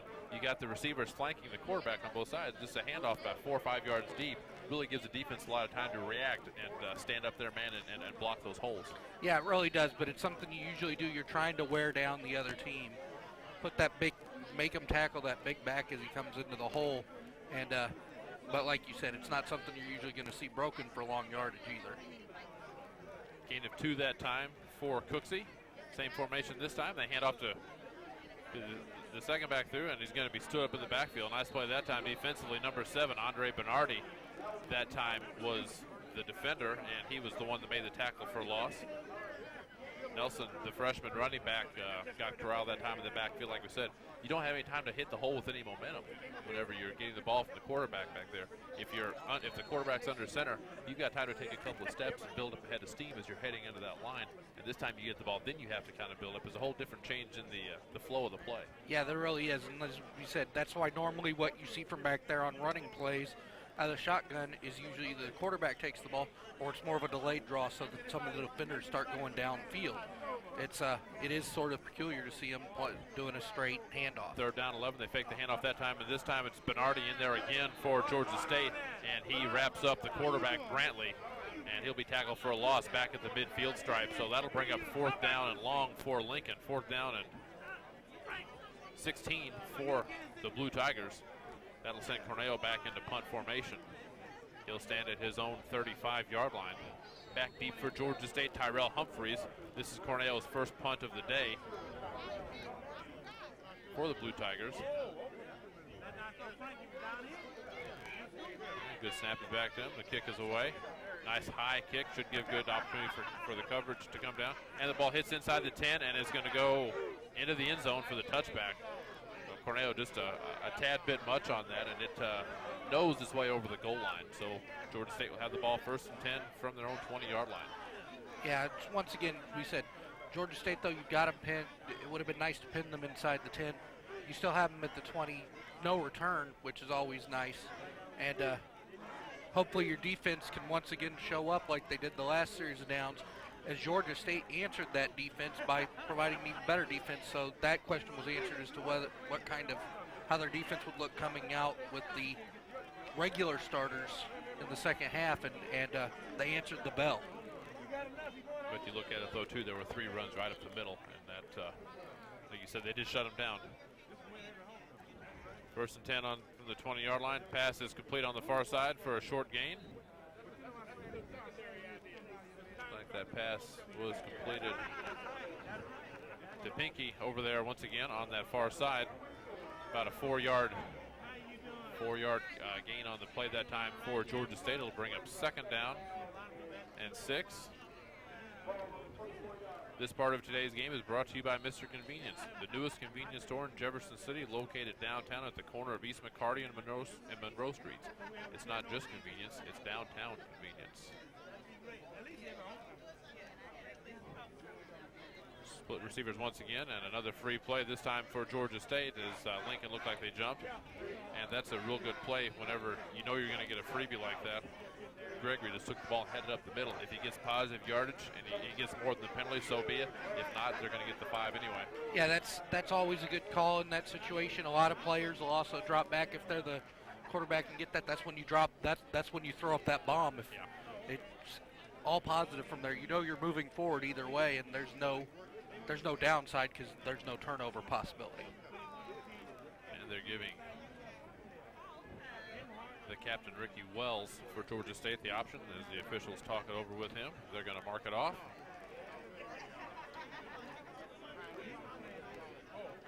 And it'll bring up 2nd down and short after the mark off on Lincoln. That's 5 more penalty yards for the Blue Tigers. 2nd and 1 from the Georgia State 29-yard line. Join us next week.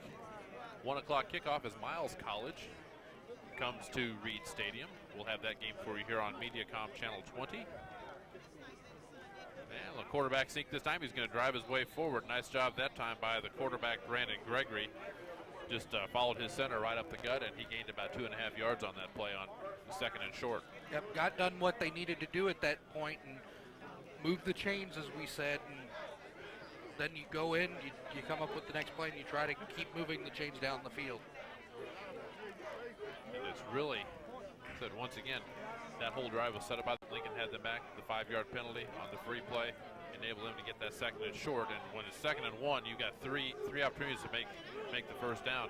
You figure they went for it on 4th and 4. They're going to go for it again if they get anywhere close. They can sniff that first down marker. So they had 3 chances for that yard, and they picked it up. There's going to be another pass interference penalty that time. Looked like Terrence O'Neill was the defender that time as he reached around the intended receiver. Checked that Gatlin on the play defensively for the Blue Tigers, but he had his arm wrapped all around the receiver that time for Georgia State, and that'll be another first down. Yeah, well, and it made that definitely makes that an easy call. You get your arm around the guy, and the official doesn't have any choice but to pull the flag, throw it. And as we said, now we're looking at they are over the 200-yard mark in penalties for the game.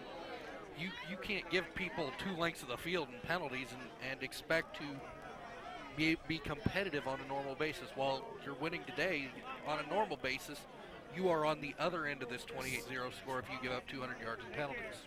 Out of the shotgun this time, and he's going to be sacked.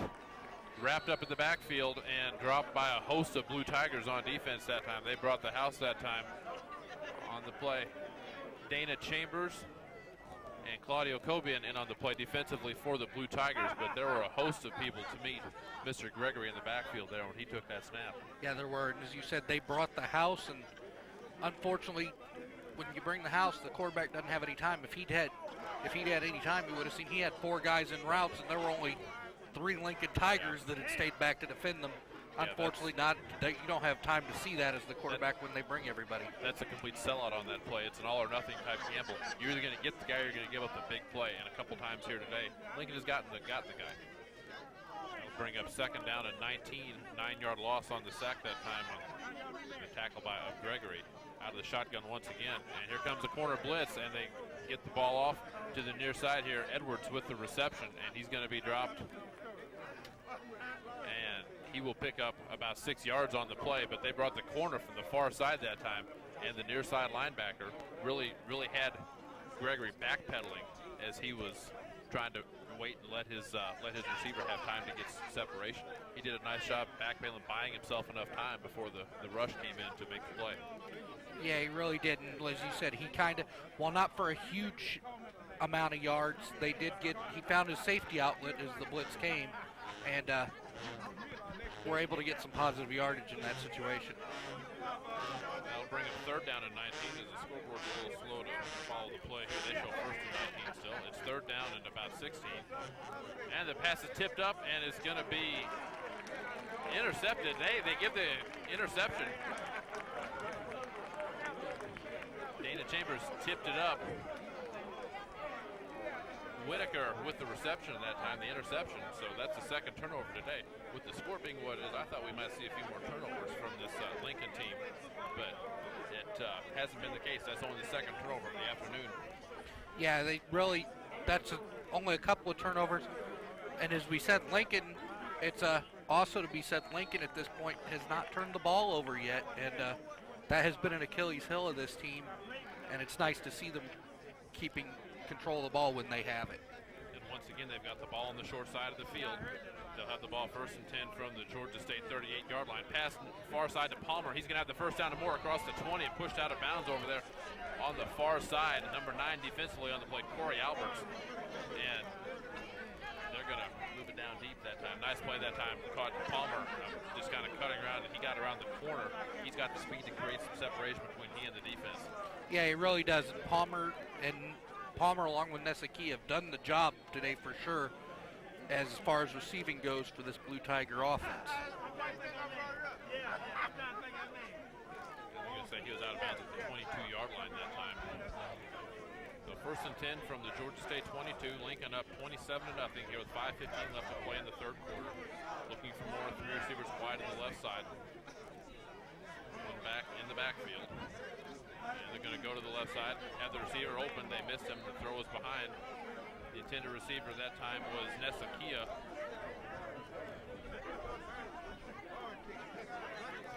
Defensively on the play, Antonio DeBose for Georgia State. And they had the man open. They had 2 on that. He could have had his pick of that one or the one on the outside here, the near side, but just couldn't make the connection that time. That'll bring up 2nd and 10.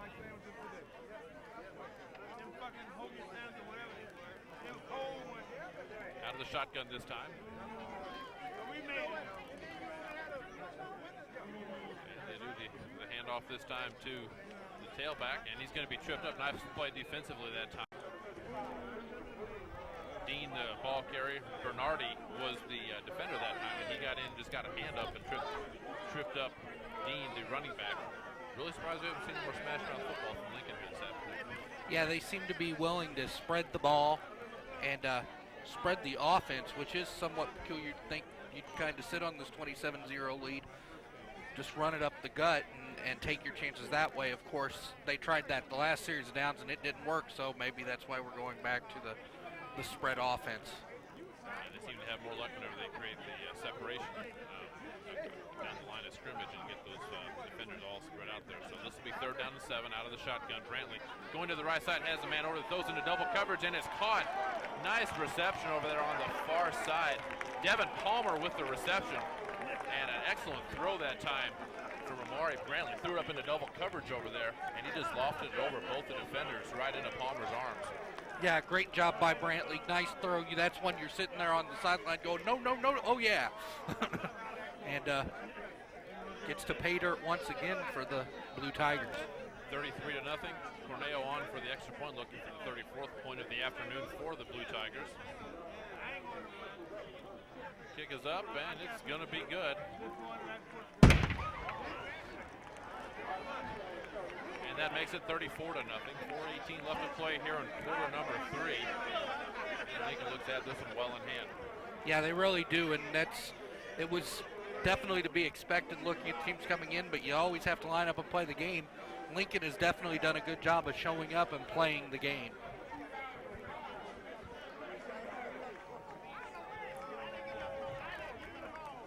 And everything going right for the Blue Tigers this afternoon. We talked in the past about the linemen on both sides of the ball, that Lincoln is susceptible because they're very thin on the offensive and defensive lines. Last week against Edward Waters, they had a 10-minute advantage in time of possession, so their defense was not on the field all day.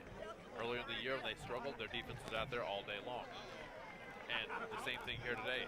They've been able to keep the ball, sustain some drives, and those guys come out and they're still fresh. Absolutely, and a fresh defense is a defense that has a much better job of covering guys and getting to that quarterback, and that's what it's all about when you're a defensive player. The Blue Tigers looking to post back-to-back wins here this afternoon for the first time since the 2003 season when they strung together a winning streak. Lincoln comes into this game with a 2-3 record. They will be 500 if the score holds here through the last 19 minutes of this ball game.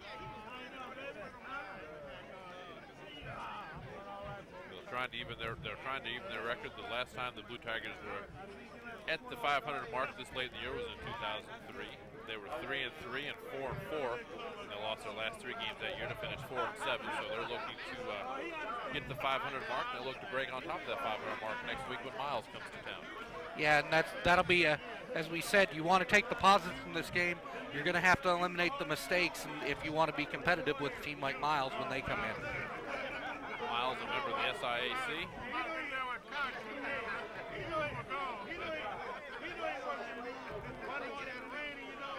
Miles has got a game this afternoon. They are at Lane College. Miles has got a 1-5 record on the year.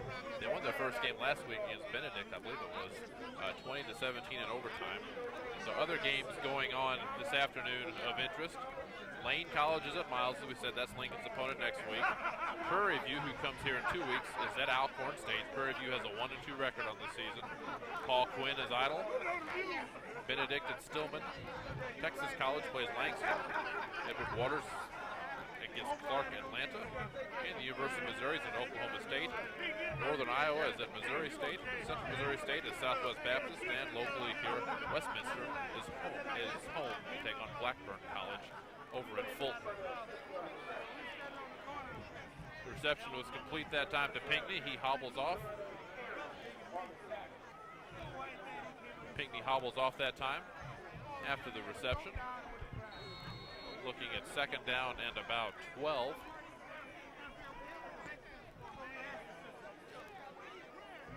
From the 21-yard line for Georgia State.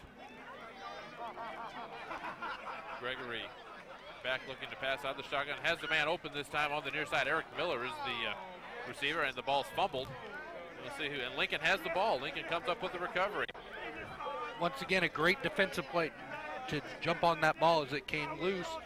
As you said, Georgia State able to get the open receiver, and something else would go wrong. Scoggins with the big fumble recovery after he got the batted ball on the last drive that led to the turnover. Nice job that time by Miller to haul it in, but credit the defense. They didn't let up. They kind of rode him all the way down and kind of kept attacking the ball. As you said, Scoggins was able to pick up the loose pumpkin there on the field. So 2.5 to play left here in the third quarter. Lincoln once again will have the ball deep in Georgia State territory. They'll have the ball 1st and 10 on the Georgia State 28-yard line. Out of the shotgun still here, up 34-0. Brantley one hands the snap, looks down the middle, has a man over on the far side, and it's in and out of the hands of DeWitt Johnson. Defensively that time, Andre Bernardi was pressuring the quarterback, Brantley, who hit the dirt that time. That's one thing you like to see when your quarterback's got a clean uniform. I mean, he's not been on the ground much. Yeah, you like the quarterback to have a clean uniform. And Brantley's had quite the day today. Had very, very good first half numbers, 14 and 19, I believe. Has been good in the second half, and his numbers would be even better if not for 3 dropped balls that hit his receiver in the hands, and they just didn't pull him in. He's really had all the time he wants to just kind of pick apart this defense and really make the connections.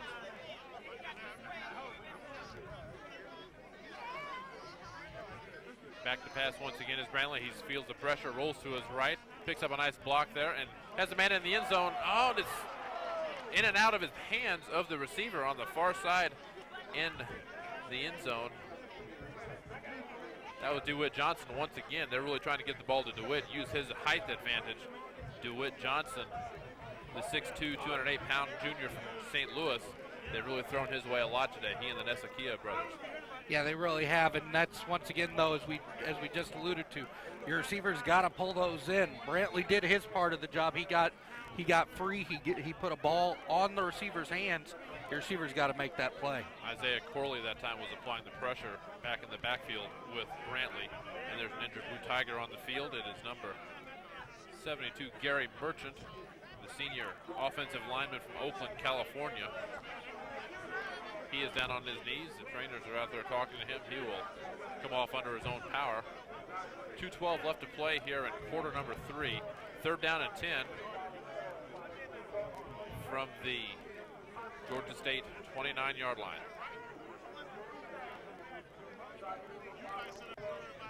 I think Merchant will be back in there before long. He's jogging off the field.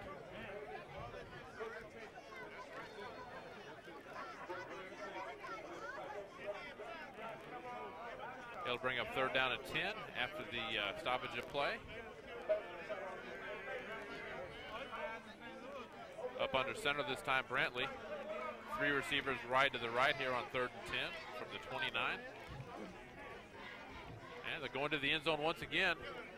And it's going to be out of bounds. They're going to say out of bounds over on the far side.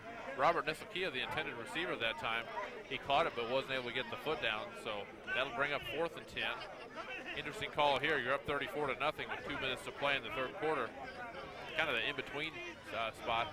Not a whole lot of wind right now. We had some wind going in the Blue Tigers' direction earlier. Look at the long field goal. You're looking at a 45-yard field goal if you want to go that route, or just to take it, try to take your crack at the end zone again, or just try to drop it down inside. Yeah, you don't really gain anything here by it. You could go for it. It's not going to gain you any yards, really. At this point, you're so close punting, it's not of any use. So, they're going to line up in regular formation this time. Brantley's back. Going to roll to his left, has pressure from behind, doesn't see it coming, and he is hit. Nice play that time. Antonio Godfrey on the sack for Georgia State. And Lincoln will turn it over on downs. But like you said, you can either throw it down inside or just take your chances there, and they're going to be on their own end of the field either way. Yeah, it's kind of one of those things you sit there and you sometimes, what the thought process was, why you went with 3 balls from 29 yards out. to the end zone, why you didn't at least at some point try to get yourself in position where you could have made an easy first down on fourth down if it came to that. 1st and 10 from the Georgia State 30-yard line. This club team making the long trip up here. They were in South Carolina last week. Oh, they get to see the countryside.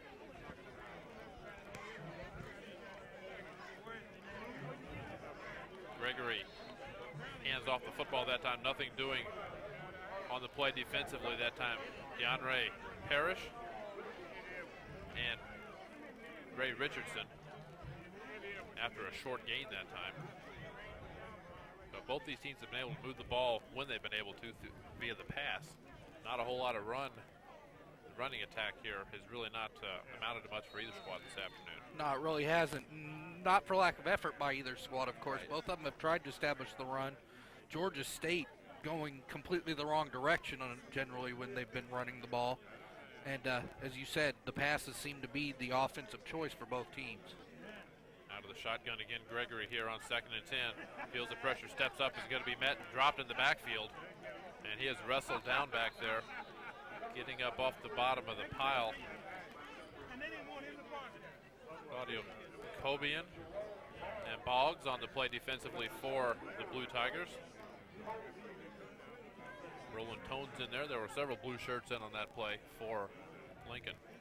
Once again, they kind of brought as many people as they could. And it doesn't matter what you do as a quarterback. If that pocket doesn't hold up, you're going down. And you're going to go down hard usually. And they have definitely noticed that on the Georgia State side as the defenders have continuously been able to get to the quarterback.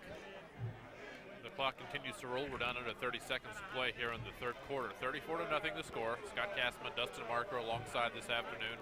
Homecoming here, and a happy homecoming at Reed Stadium. It truly is homecoming here on 3rd and 15. Oh, he's going to be sacked again. They get in and get to the quarterback. That time was number 31, DeAndre Parrish, in on the play, along with Ray Richardson for the Blue Tigers.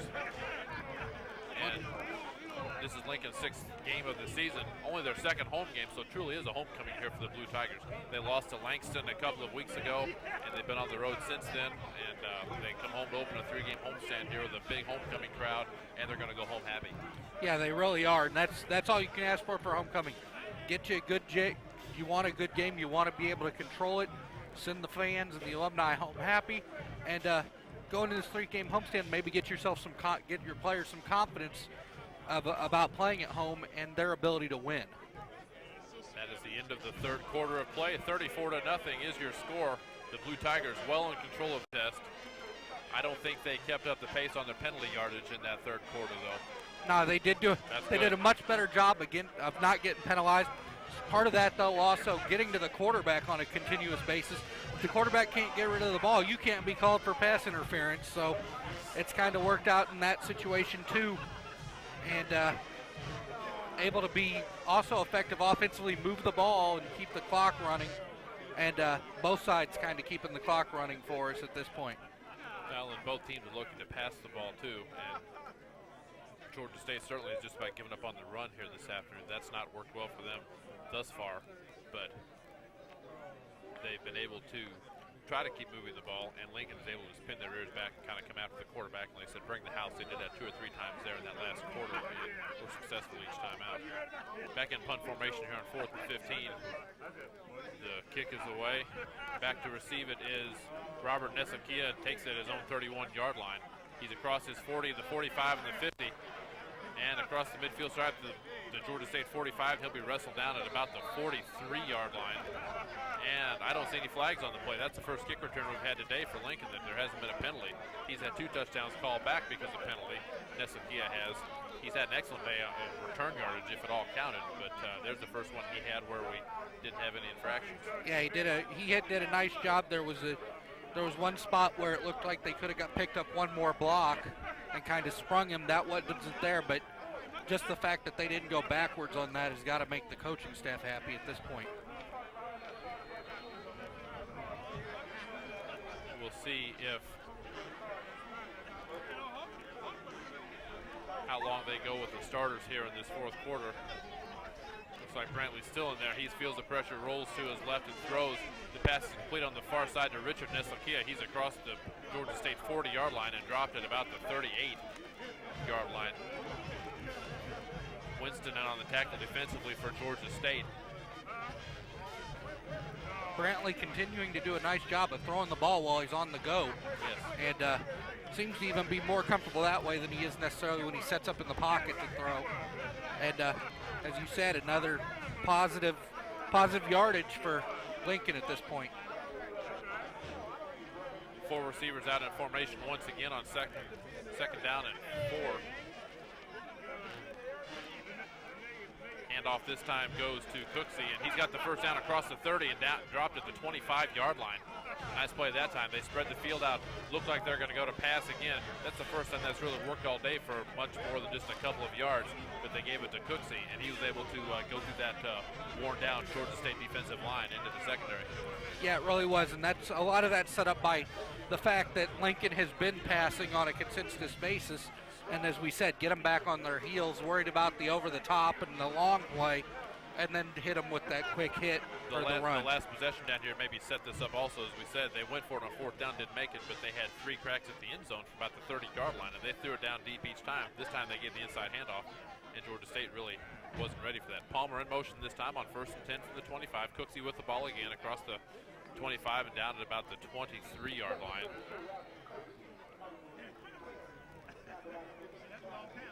Bottom of the pile, DeBose defensively for Georgia State. Once again, positive yardage there coming on the handoff to Cooksey. That's what you're looking for. Just at this point, you're in the 4th quarter. Positive yardage, keep turning it out. You'll take more points if they're there, but mainly at this point, keep your guys healthy, keep the ball moving, and keep the clock moving even more importantly. Yes. You got the win well in hand here. Get this game over. So keep your players healthy and look forward to Miles coming in here next week. The Golden Bears. Palmer in motion once again to the near side. Out of the shotgun. Brantley looking to the near side. And he's got the completion to New Johnson. New Johnson down inside the 15-yard line, down at the 10-yard line before he is dropped. Defensively, Eric Miller on the play for Georgia State.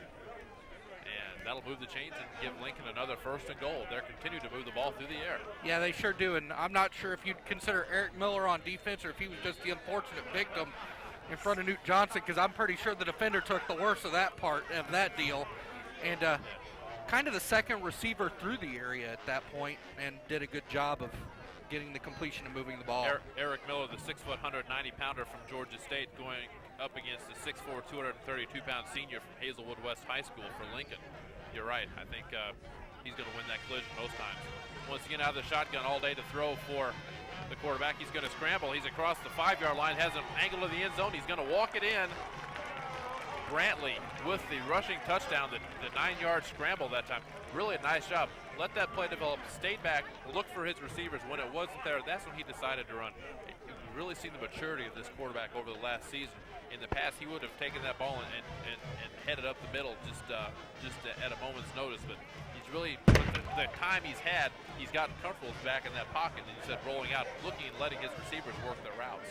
Yeah, he really has. And as you said, worked the first 5 yards that worked his way up the middle. And then when he saw the emptiness to the outside, then cut it to the outside and was able to basically walk it in from the 5 on. The extra point is up and good by Cornell, so the 9-yard touchdown run by Brantley, and the extra point is up and good, makes it 40-0 in favor of the Blue Tigers. 12-11 left to play in the contest.